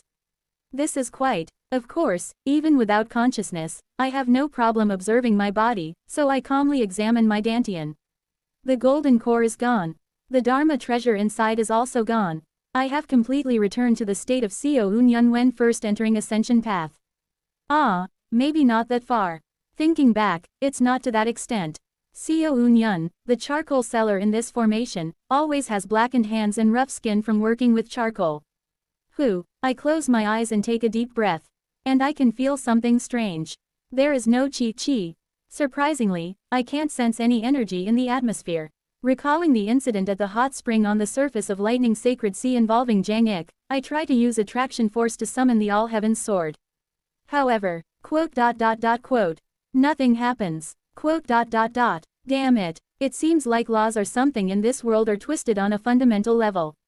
Yuck Rin, that dog bastard. How is this just a simple illusion? It's more like an entirely different world. Although I'm not too fearful since I still retain the ability to see intent in my accumulated martial arts, I'm annoyed to find out that some of Yuck Rin's information is wrong. That damned bastard said I could use Qi. But while searching through the memories of the charcoal seller Xiao Unyun, I discover that there are indeed beings similar to demon spirits Yaoguai in this world. I rub my forehead. Damn it, can the demon race use demonic power to some extent in this world? In other words, Yuck Rin wasn't lying from his own perspective when he said one can use energy. Gritting my teeth, I start looking around for now to find my comrades or followers of the Wuji religious order. Although I have some rough memories as Xiao Unyun, the charcoal seller, they are not complete. I soon find Yi and Wei nearby. She is across the street, inside a tiled roof house wearing clean clothes, playing with her 3-year-old son. That boy feels like Yi and Jin. Elder Yi and Wei. I speak to her first, and she looks at me with flared eyes, rushes into the kitchen, grabs a rice paddle, and slaps me across the face. Are you here to ask for rice again? You shameless thing, get out of here. The only thing I'll give you is the rice stuck to your cheek, so scram. HM, dear wife. Why the commotion? No, husband, it's the village thug again. Creak. The door inside the tiled roof house opens, and a gentleman who resembles Hun Won pokes his head out. He meets my gaze and, looking above me, clicks his tongue and says, "He's a poor young man. Dear wife should be more understanding. I've told you repeatedly, haven't I? Xiao Fellow's parents once helped our parents. Just give him a scoop of rice and send him on his way." Ooh, all right, husband. Yi and Wei's body trembles and reluctantly heads to the kitchen, scooping out a bowl of rice to hand to me. Ooh, why do I have to give our precious rice, meant for my husband and son, to a beggar like you? She hands me the rice with trembling hands, and I accept it in a moment of confusion. Now that you've got the rice, get lost. And if you ever come back again talking about your parents' so-called kindness, I'll make sure you get a severe beating. As soon as I take the rice, she kicks me out the front door and slams it shut. I examine the rice I have received. It's mixed with pebbles and sand. Judging by her character, it's definitely Yi and Wei. I recall the face of her husband, Hun Won. He didn't have any intent visible. I remember what Yuck Rin said. This formation creates illusions based on the target's memories. It seems Yi and Wei's husband is a character purely created from her memories, a figure of this world. Then the neighbors who showed intent. I remember their appearances, realizing they are people I have seen in the Wuji religious order. I see, the followers are set to appear as they did in life rather than as ghosts. I frown. That's that, but why hasn't Yi and Wei snapped out of it yet? I have already come to my senses, but she still seems to think that she is a character in this world. Even though Yi and Wei is dead, she still possesses the consciousness of a 4-axis stage cultivator. Yet, she has lost her essence and fully embraced the setting of this world. I need to find the others. I decide to take a walk around the village. And as I walk around, I come to realize my reputation in the village is dreadful. Children started crying as soon as they saw my face, village maidens suddenly stopped chatting happily and walked as far away from me as possible, and the elderly men trembled in fear and fled with their canes when I approached. The sturdy young men spat on the ground whenever I drew near. Damn it, why did my character have to be a scoundrel? While I am pondering this, I suddenly freeze. Up ahead, I spot Kim Yian and Buk Hyunghwa. They are walking down the road, laughing together. Their demeanor is so similar to their behavior in the Wuji religious order that I approach them on the off chance that they regained their senses.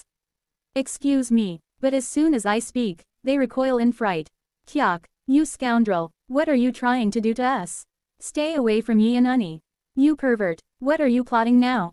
Kim Yian retreats with a terrified expression, and Buk Hyunghwa also steps back but stands protectively in front of her. No, wait, I have something to say. I approach them taken aback by the realization that even Kim Yian, with her superior consciousness, has not yet broken free from this illusion. If even someone with a vast consciousness like Kim Yian hasn't snapped out of it, just how can one regain their awareness in this formation? Do they need some kind of stimulus? As I approach, Buk Hyunghwa's face grows increasingly fierce. She pulls out a small silver knife from her bosom and grips it in her hand. Hey, calm down, I just need to check something for a moment. What, are you trying to check our underwear, you villain? If you come any closer, I'll swing. No, Bak Hyunghwa. Just put that down for a moment. Go, get your hands off. Boong, boong. Bak Hyunghwa lets out a sharp cry as she swings the silver knife at me, and I reach out in alarm. Hey, stop swinging, that is, it's dangerous. I quickly grab Bak Hyunghwa's hand and restrain her. Kim Yeon, with tears welling up in her eyes, clings to the hem of my pants and begins to plead.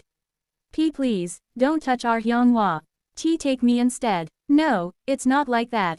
Just then, boong, I sense something flying towards me from behind, and I quickly turn to catch a flying stone. Oh, you're here too. With a welcoming expression, I wave at the angry man who had thrown the stone. It's Jaeon Myung-hoon. Hey, Jaeon Myung-hoon. Do you remember me? However, Jaeon Myung-hoon approaches me with an angry face and slaps me across the cheek. Quote. It's been a while since I've been hit by this guy. Since the guy is always angry, I speak to see if Jaeon Myung-hoon regained his memories. Hey, why are you hitting me all of a sudden? But Jaeon Myung-hoon angrily points his finger at me.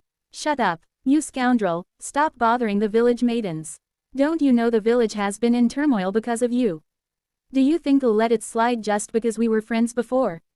If you keep causing trouble, I'll ask Noonam to have you expelled from the village. He raises his hand as if to slap me again, but then a woman behind Jaeon Myung-hoon pulls him back. No, husband, even so, how can you hit a son in front of his parents? What are you talking about? My body trembles as I look at her. She resembles Jin So-hae. She awkwardly smiles at me while pulling Jaeon Myung-hoon back.